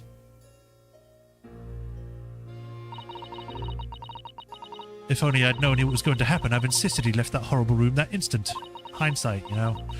But instead, all I've been left with is bitter regret. I stopped going to school. But something kept drawing me back to the house on Briar Road. I saw a stooped Eastern-looking man with a mustache coming out of the house one day when I was there. He walked up the road to Grubb's Grubbery for some food, so I followed him, and sat myself down next to him. He had some watery-looking soup and started to pick a quarrel with the publican? This place is cursed, I tell you, cursed! The ghost of that convict who used to live there is trying to suffocate me! I wake up in the middle of the night, freezing to death because the stove has gone out. The room is full of gas, and I can hardly breathe. But the pipes have been checked. No problem there. It's like, I'm a problem. That's what they're thinking. But how could that be? Duncan was gone and... Now this man had almost suffered the same fate. Could it really be a curse? And then I remembered. A rumor I'd heard about how the gas companies go around investigating the gas installations. A rumor? How you mean? Yes, everybody heard the stories, it seems, about how they go around checking the pipes. How anything connected to the gas can be extinguished by blowing air into the pipework. And that's when it started. A little flicker of doubt in the back of my mind. That just wouldn't go away. Was it really an accident, though? Once I'd had the idea, it wouldn't leave me alone. It plagued me day and night. So I bought this at one of the black markets in the East End. Black market? I'd never been. I'd just heard people talk about them. And you really can buy anything you can think of there. In some ways, being able to get my hands on this so easily made me even more determined. I had to find out, one way or another. Was Duncan's death an accident? Or was it murder? And your chosen method for establishing the truth was simple, but highly effective. Smear poison on the gas pipe you suspected the man of the tampering with. Damn hiccup, stop it! And wait. If Mr. Shakespeare was innocent, nothing would come of it, what you've done.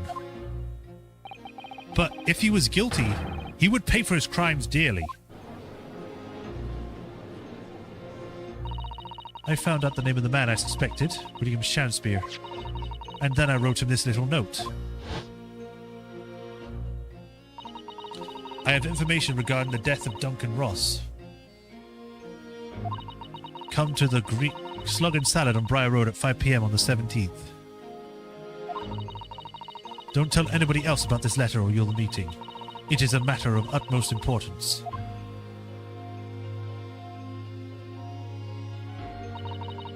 If he'd done it, I knew that would worry him enough so he'd be sure to go. So I waited to see if it worked. And of course, Mr. Shakespeare followed the instructions to the letter. I worked out that where the gas pipe was straight away. So I smeared a good amount of poison I bought all around the mouth of the pipe. All the time praying that the devil's work wouldn't be done and that it was all just some wild fantasy. Actually, no. All the time praying that the devil's work would be done and the culprit would get his just desserts.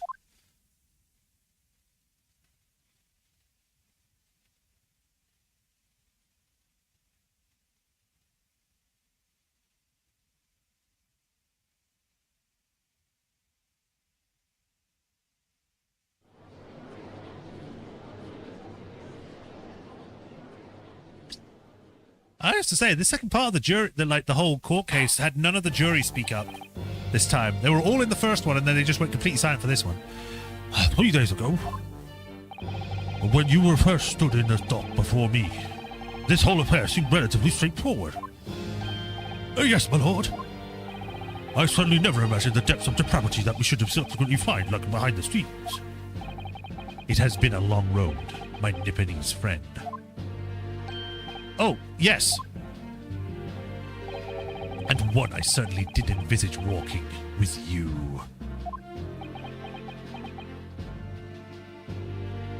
Wouldn't she have poisoned the gas worker if he didn't do it?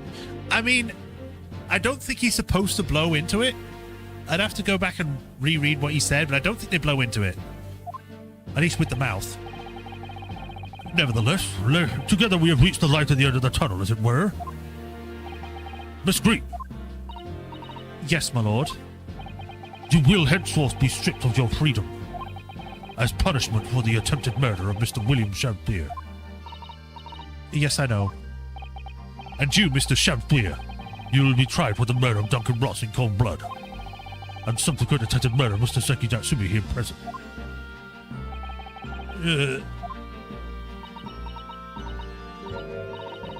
Mr. Naruhodo. Yes?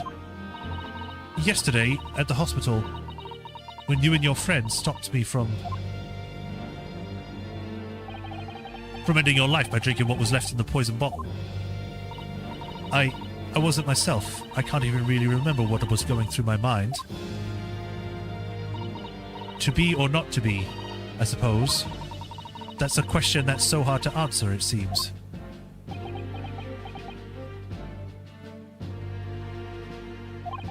Well, personally, I'm glad of your being here, Miss Green. Oh.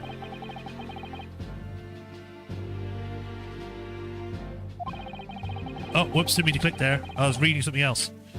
And I'd like to believe that it's a blessing Mr. Shakespeare didn't die when he ingested a poison. For your sake, at the very least.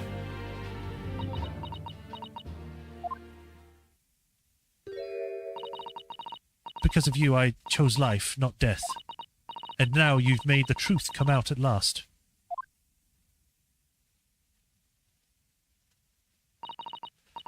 Really, I can't thank you enough.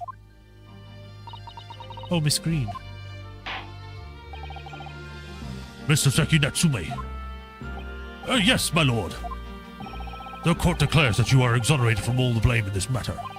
Accordingly, I will call upon the ladies and gentlemen of the jury to present a verdict not guilty. We are in full agreement, my lord. In that case, I hereby declare the defendant. Woo! Another case under the belt. Wah!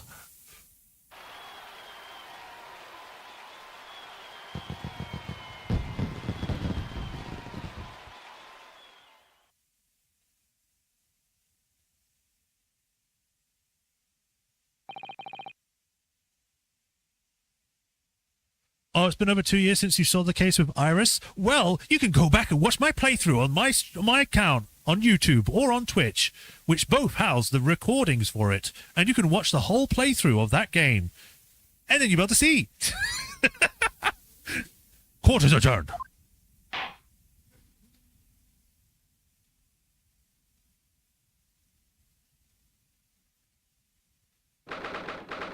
23rd of February, 3:24 p.m.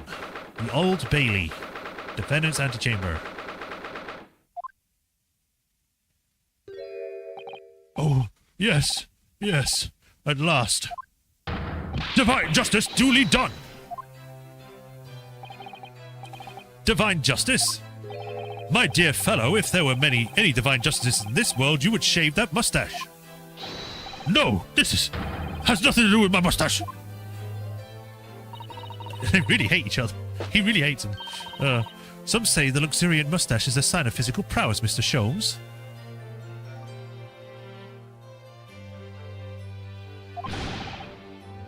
Locum student Mr. Narrowhood Esquire, once again, you saved me from doom.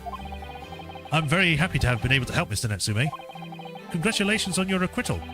You're second in almost as many days. I was first acquainted with and gained affection for English literature whilst in our great homeland empire. And then, by a twist of fate, I was brought to the land that bore the fruit of that literature. Only, the city of bricks and mortar became my prison. Try as I might, I never found my feet here.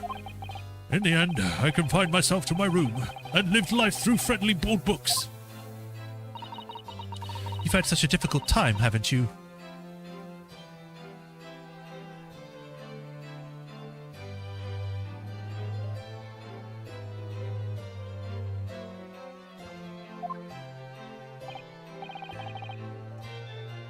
But a week ago now, I dragged you out for that dark and dingy room of yours, did I not? You did, and I've seen more of my life in this week than I have all my years to date. And for the first time, I feel I've begun to see the true face of the English that's so far been hiding from me behind the wall of fog. My dear fellow, there is nothing special about the true face of the English as you put it. Wheresoever one goes in our world, humans are human. There are very few genuine differences. Yes, I think you're right. I've finally started to see that, and I've come to understand something. I've worked out why I was attracted to the English literature in the first place. It made me see that whatever our nationality, we humans all have the same hopes and fears. We're all just doing our best to live. Well said. I've come to feel the same way. I've made a decision too. I'm going to cut short my study tour here and return to Japan. What? Just when you become friends with here in England? What a terrible shame. Oh, I know. It does tug at my heartstrings. It really does. But I've decided I'd like to take everything I've learned here in Britain and write something of my own. Something about a cat, maybe. Novel of sorts, I suppose. Oh my, so you'll be creating your own literature, Mr. Natsume?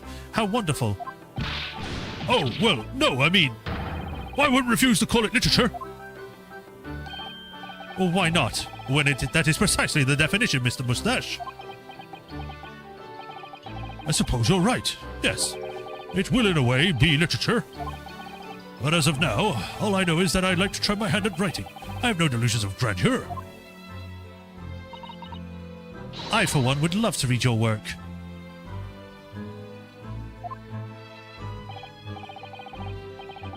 Well, all things considered, it may be for the best. After all, you have once again emerged victorious from a battle with the Reaper. That's very true. And there is no salvation for a person in the dock when the Reaper is the prosecutor.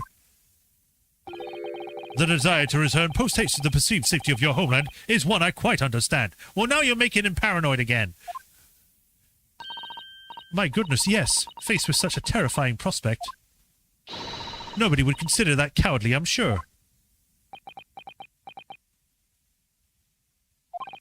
Oh, but that's not why I'm leaving.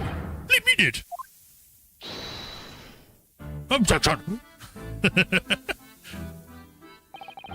And that was the case that we found ourselves embroiled in 6 months ago now. Is he going to tell us? Because he said after the case is done, he was going to tell us there was more to this. Saseki-san did indeed return to Japan and submitted a report about both cases to the government. It was on reading that report that Professor Mikotoba was prompted to visit the scholar. And barely any time later, Susato-san was given the news that she must return to Japan as well. On the back of a telegram stating falsely that her father had fallen gravely ill.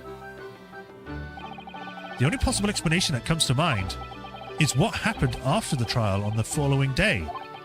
The day that we uncovered the loot hidden by the now deceased convict in his former lodgings.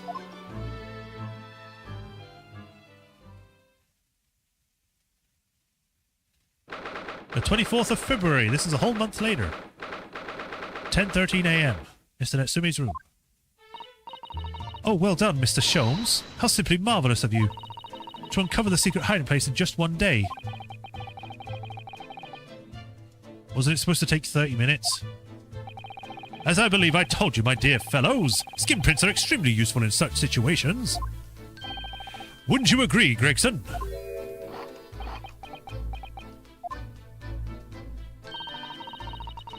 Oh, Grixie's been happily munching in agreement his whole time, you know, Hurley. Happily? I think perhaps humorously might be closer to the truth. So, it transpires the man fashioned in a hiding place in the ceiling. And what's in it? What exactly is the loot? Let us look then, if you're ready. Let's examine the late burglar's haul.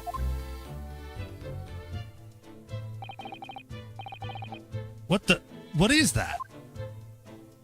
It's a necklace. With a bee. And bunch of blood around the collar.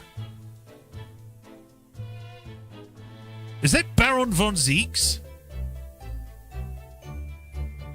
It looks like some sort of necklace, neckband or collar. A collar? It's huge though. Look at all the gemstones set in it. I can see why it's claimed to be worth £1,000. Perhaps I could have it as a belt. Oh, have you noticed it inside there are some dark stains? You don't think they could be blood, do you? I mean, there's quite a lot of it.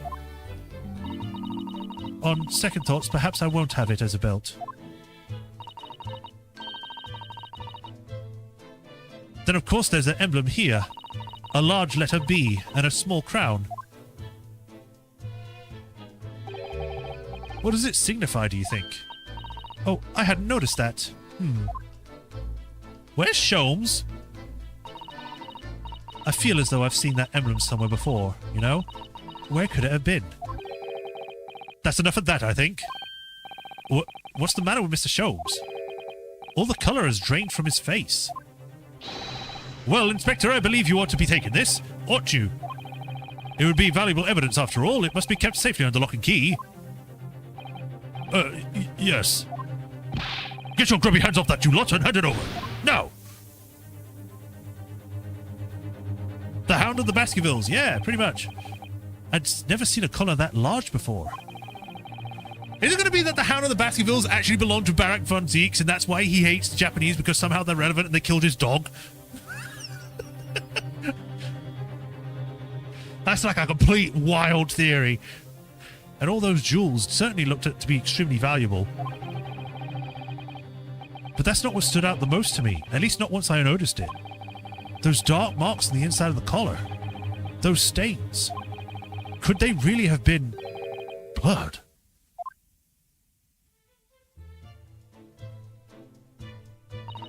Well, that was a funny case, wasn't it? But it's all buttoned up now. And you look very pleased, Iris. I am, because I was starting to wonder where I could use as the basis for the month's story in the magazine. But this case will be perfect. It's been so fascinating. You're talking about the latest installments in the adventures of Sherlock Sholmes, I presume. What have I said about predictions? I'm sorry, I know most of the time I'm right. It's not my fault.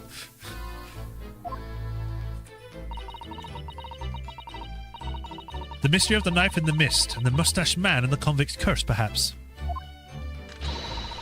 I could make it a two-part story. Oh, I can't wait. A word, please, Iris. Yes, what is it, Hurley? I'm sorry, but you can't write about this case. It's out of the question. What? Why not? It's a great case. Then I shall have to insist that you limit yourself to the first of your two titles. The second must never be written. Is that clear? Wow, he's actually being like a father here. He's like, do not write any more, or you'll get no breakfast. I'll turn this car around.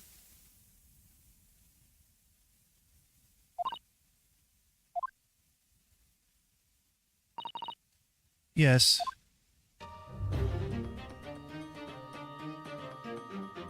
And so it was. Oh, you that did the second voice? of Souseki-san's cases became buried in obscurity. I guess there's just voice acting now. Okay. Now, looking back, I feel I understand. I can see why Mr. Sholmes forbade Iris from publishing the story.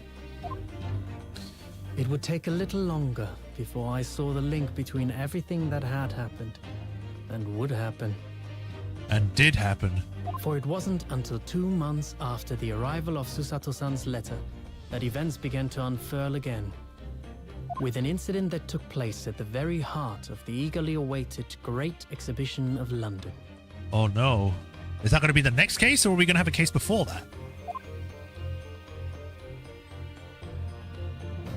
Nice. The end? There we go. It took a while for that to come up. I love the voice acting segments. Yeah. The Key of Knowledge. Complete episode 2. I still can't believe that's only episode 2. That felt so much longer than an episode 2.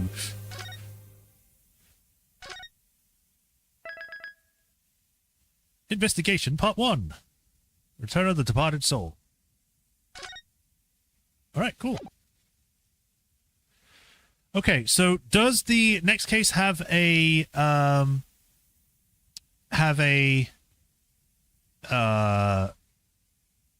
intro segment, or is it straight into it? Because if it has a straight into it, I'd rather hold off and wait till next time.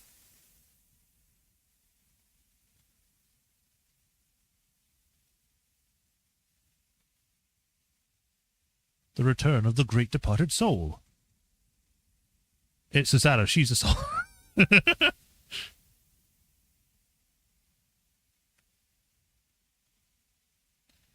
It should. Okay. I guess we'll have a look. Why is it a big gun? Bawoons. The grand end of the century Great Exhibition of London. Surely there is not a soul who has failed to hear of it. Wondrous new works of culture and industry from every corner of the globe had converged on Hyde Park, Oh, and there's a welcoming Jackal over 50 Road. million visitors. The last great hurrah of this century. Astonished and delighted people of all nations, and ended on a note of resounding success. But Is that a as fish? regards to the robot terrible fish. catastrophe that occurred during the festivities, very few are aware my friend Mr. Herlock Sholmes had a hand in unraveling the matter. For from the shadows, it was he who earnestly unearthed the facts of the case. A dead guy. And like the centerpiece of the great exhibition, which rose high into the skies of Hyde Park, Sholmes's brilliant deductions, as clear and lofty as the Crystal Tower itself, brought the truth to light. And a secret cabal of a hidden government trying to control everything in the scenes. We're here at the showground of the Great Oh, wow. Exhibition, which is absolutely packed with people. Well, that's not what we're going to show. I don't want to spoil this for myself, so yeah, we'll get out of this. But that's interesting. I'm just looking forward to see that. The link between magic and science. Yes. We actually have a little bit of time. I think we might be able to do at least one escapade. So yes, let's do that. Let's go back to title. Don't save. All right, cool. That is that case done. We had a nice little preview of what's to come, so it'll be nice to tell you that next time. But first, let us go to special contents. Not accolades, it's escapades. Right, episode 5 at Naruhodo's legal consultancy. An escapade in Naruhodo's legal consultancy where Susato appears to be rather irritated because it seems Ryunosuke has been buying a little too much bric-a-brac, and now the whole place is brewing with things they don't need. His latest purchase has really rocked the boat with Iris and Susato. Alright, let's have a look. The 5th of March. 12:40 p.m. Naruhodo's legal consultancy. Hello? I'm back. Oh, hello, Mr. Naruhodo. Did you have a good outing? Hi, Runo. What's the matter? Your eyes are as big as dinner plates. Iris, I wasn't expecting to see you here. I've just made some tea, Mr. Naruhodo. Would you like a cup? A cup or two, yes. Definite tea.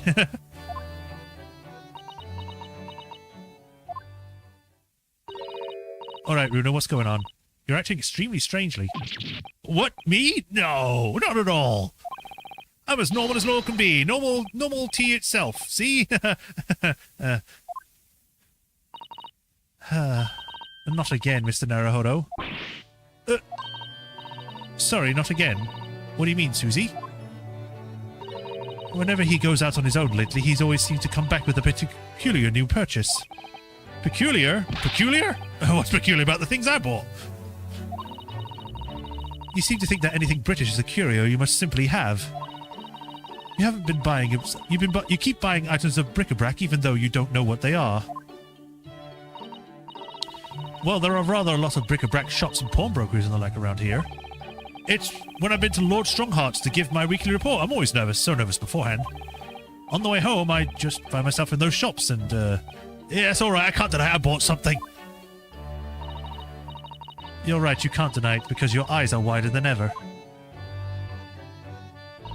You really ought to put on a warning sign about them. They're bigger than some potholes around here. It's hard to resist things in a bric-a-brac shop. It's also cheap. Mr. Sholmes has given me lots of useful advice about how to pick out the real bargains. You must remember, Runo, that Hurley likes to have fun with you. Take his advice with a big pinch of salt. Well, that's true. The thing he told me was a pot stand wasn't a pot stand at all. But I never guessed it would collapse. It was a collapsible top hat.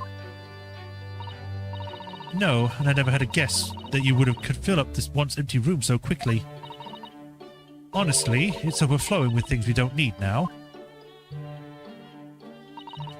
I mean, look at those scales. Not once have you weighed something on them.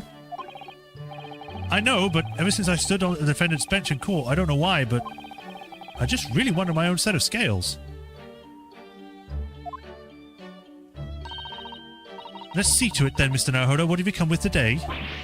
Oh, well, it's, one of these. Oh, what is it?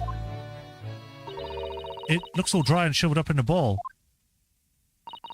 Really, Mr. Naruhodo? What is it? It's a sea anemone. An anemone? Yes, I mean, it doesn't look like much at the moment. It's all shriveled up, like you said. Aren't sea anemones living creatures? The ones that dance about on the seabed? Yes, exactly. The ones that dance about on the seabed. Oh, they sell sea anemones in bric-a-brac shops here in Britain. I don't know whether they normally do or not, but I do know that I bought one today. But why, Runo? Well, yes, for the aquarium, of course. Aquarium. I don't know that word. Well, according to the shopkeeper, keeping sea creatures in tanks was hugely popular here in London before. Oh, yes, some people have some beautiful fish in seawater tanks, it's true. Having an aquarium become popular because the old gas tax was abolished. Or glass. There is again, rearing its ugly head, the subject of taxation. It was a real craze for a while. Everyone in London had one. For a while? Yes, it didn't last long. People's enthusiasm soon waned. It's just far too much work for changing the seawater regularly in a city like London. Never a truer word said, I'm sure. You think people might have realized that from the start, really, wouldn't you? Anyway, that was long before I was born. So now everyone jokes that there's an unloved aquarium covered in dust in every attic in the capital. And it's true, there's one in this attic too. And when I told the man in the bric-a-brac shop about it, he had these words of wisdom. That's why this age of the sea of mud. This is why it's this. There. Can't read it. That's why this is the age of the sea anemone. And that made a lot of sense to me. It made sense to you, did it? But, Runo, this anemone is completely dried up. You just need to soak it in water overnight and it'll be good as new. That's what the man said. I'm not sure that works the same way as dried wakame seaweed, Mr. Naruhodo. Once I've saved up some money, I'm going to buy some prawns to keep this little fellow company. Oh, how exciting. Your office will be teeming with life. Will it really? Britain is a funny country, though. I mean, a sea anemone craze? Well, they say people in glass houses about comments about like that here, Mr. Naruhodo. But don't forget that there was a very curious rabbit craze in your own country for not so very long ago. A mortifying chapter that people will try to erase from the history books 100 years from now, I'm sure. You know, there was another craze well before the aquarium one. Have you heard of Wardian cases? Wardy... what? No, I've definitely never heard of them.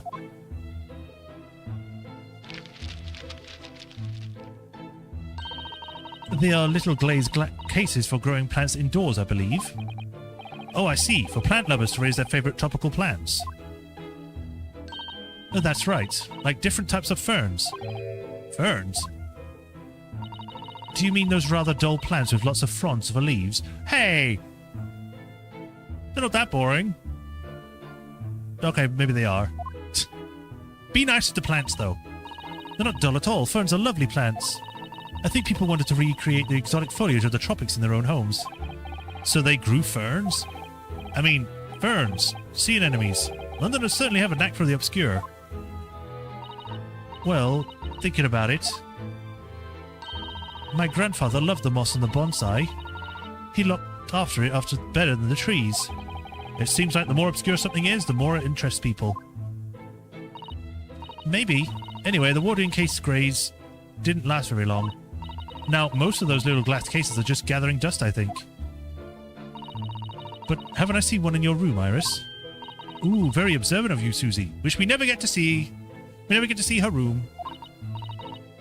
Yes, that's right. Mine's certainly not gathering dust. I grow tropical herbs in it. Well, Mr. Naruhodo, I really must ask you to stop all this frivolous buying of strange things. Yes, all right. Sorry. It's just that, well, think about Mr. Sham's room. He has all sorts of peculiar trinkets lying around. Oh, well, yes, that's true, and they seem to be growing in number. Recently, oh, excuse me, I've noted a blowpipe, a few beryl crystals set in twisted piece of gold. Ugh, excuse me again. A gold-rimmed pince nez? What's a pince nez? Is that those glasses that sit on your nose? I spotted a small gramophone record in there the other day, so I slipped it into the gramophone. But it was just whispering voice saying Norbury, and nothing more. What could it possibly be about? Those are more mementos of the case that Hurley solved over the years. Exactly! That's what I want to create in here. Just that sort of atmosphere. Ah, a room of meaningful trinkets, each with their own unique history, you mean? Yes, that. I knew that you'd understand, Miss Susato. But Mr. Naruhodo, none of those things you bought for the room have any connection with any of our cases. Oh, don't they? Well, for example, take the splendid but rather weather-beaten top hat. That wasn't used as evidence in any of the cases we've been working on, was it? Oh, so you two have top hats and the collapsible ones as well? No, the collapsible one is a pot stand, as far as I'm concerned anyway.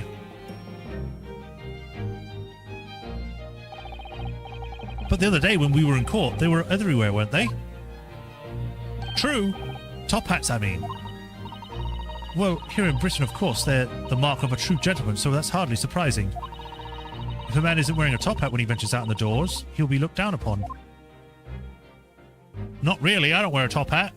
But then I'm in the modern day. No one wears top hats anymore. They're considered gauche. Is that gauche? Or posh or whatever. So out of class. Gosh, it's very strict rules, doesn't it? The English gentleman's code. I've been wondering how I'd look in a top hat recently. After all, my university uniform is black as well, so I think it might be a very keeping, or in keeping. Oh, what a good idea. Go on then, Bruno, try it on.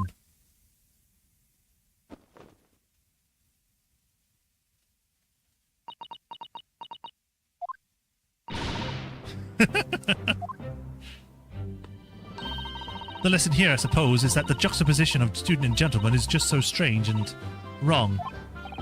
Well, I'd rather it didn't suit me anyway. I mean, these hats are ridiculous. I'll be willing to bet every foreigner who sees one of these for the first time thinks exactly the same thing. Why is that man wearing a chimney on his head? People in glass houses, remember, Runo? What do you mean? Well, what about Japanese chonmage top knots? Those haircuts are the height of ridiculousness. True. At least you can take the top half off. Once you have a chonmage, it's chon your head for good. Haha.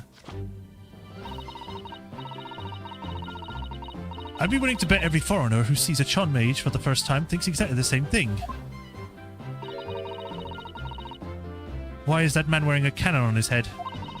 I suppose that's what it means to have a different cultures, isn't it?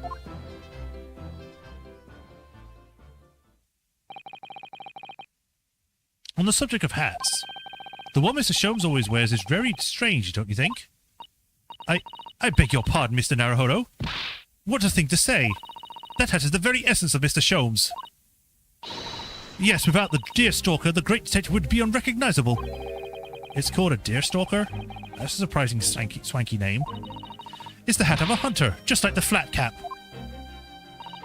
I made up my mind long ago to visit the Regent Street and buy one for myself. I'm not sure it's going to fit over your hair. Well, I think it's perfect for a great detective who stalks his criminal quarry. What do you think is strange about it anyway? Well, you've seen it. It has two brims, one at the front and one at the back. Why do you need two brims on a hat? Surely one at the front is enough, no? You haven't seen the Cowboys, boy. Huh. One moment, please. If you ask me, it's just Mr. Sholmes' madcap personality come through. I bet it's so that he doesn't have to think about which way to put it on, or something like that. Mr. Sholmes does not have a madcap personality. He's always has a clear head. Oh my god, she's fangirling right now. Deerstalkers were made for hunters who had to hide the thickets they were stalking their prey. The brim at the back was designed to stop the stalks of plants scratching the back of their necks. Also, that's the reason. Thank you, Iris, for educating us. Mr. Sholmes doesn't spend a lot of time in thickets, though, does he? Well, no, that's true. I'm telling you, it's just his impetuous personality. That's my theory, and I say sticking to it. Ah, here you all are. Oh, good afternoon, Mr. Sholmes. I've not long since made some tea, Mr. Sholmes. Would you like a cup? I see you've come at a good time, Mr. Zato. Thank you. Now I have something I should like you all to see. I've designed myself a brand new Great Detective's hat. What the... There's a brim, and a front, and the back, and at both sides are 4 brims in total.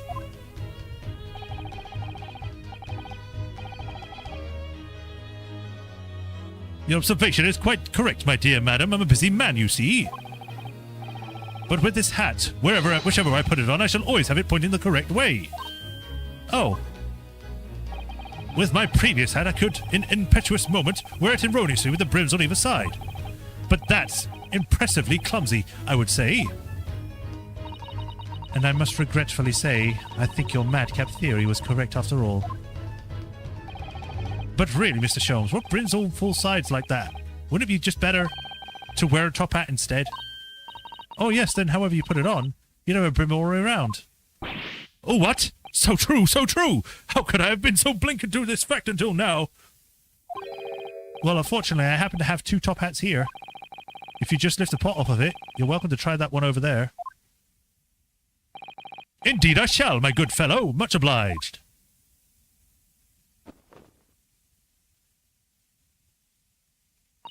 Oh, we don't get to see this either?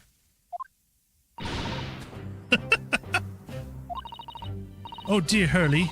It looks terrible. More terrible than I could possibly have imagined.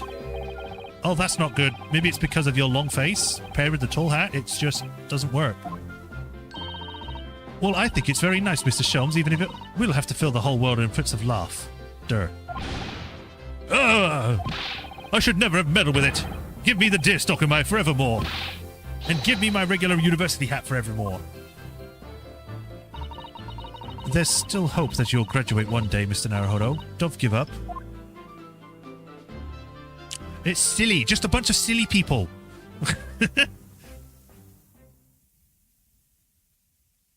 There was Top Hat Sham's concepts. Oh, God. Alright, and that is a good place to stop. One thing done. How do I get out of here from the main menu? Here we go. Awesome! Thanks, everyone, for joining today. I hope everyone enjoyed.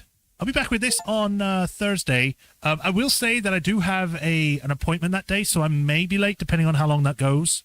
Or I may have to skip the stream depending on how I'm feeling afterwards because it's, you know, they're taking my blood out of me. But, yeah, we shall see what happens next time. But regardless, thank you for joining. I'll be back tomorrow or Thursday, like I said. Tomorrow I'll be back with more Death Stranding, so look forward to that. Hey, Sherlock Sholmes, welcome. As usual, if you have not already, like, follow, subscribe to the bell notifications so in the next stream. If you want to help support me, link to Patreon and tips. And if you do become a patron, you get named to the patron list here, where I give you a shout out at every stream, like I do with Hiro Kuni, the Soulmaster 37, and Rafatron 2000. If you want your name added to that, become a Patreon subscriber or whatever. But I also thank you for the cute support. I greatly appreciate you all. And we do backflips while we prove that the dancing man is the false prophet or something. I don't know. Anyway, thanks for joining today. I'll see you either tomorrow or Thursday. Y'all take care. Have a nice rest of the time. And I'll see you next time. Bye, Rafatron. Bye.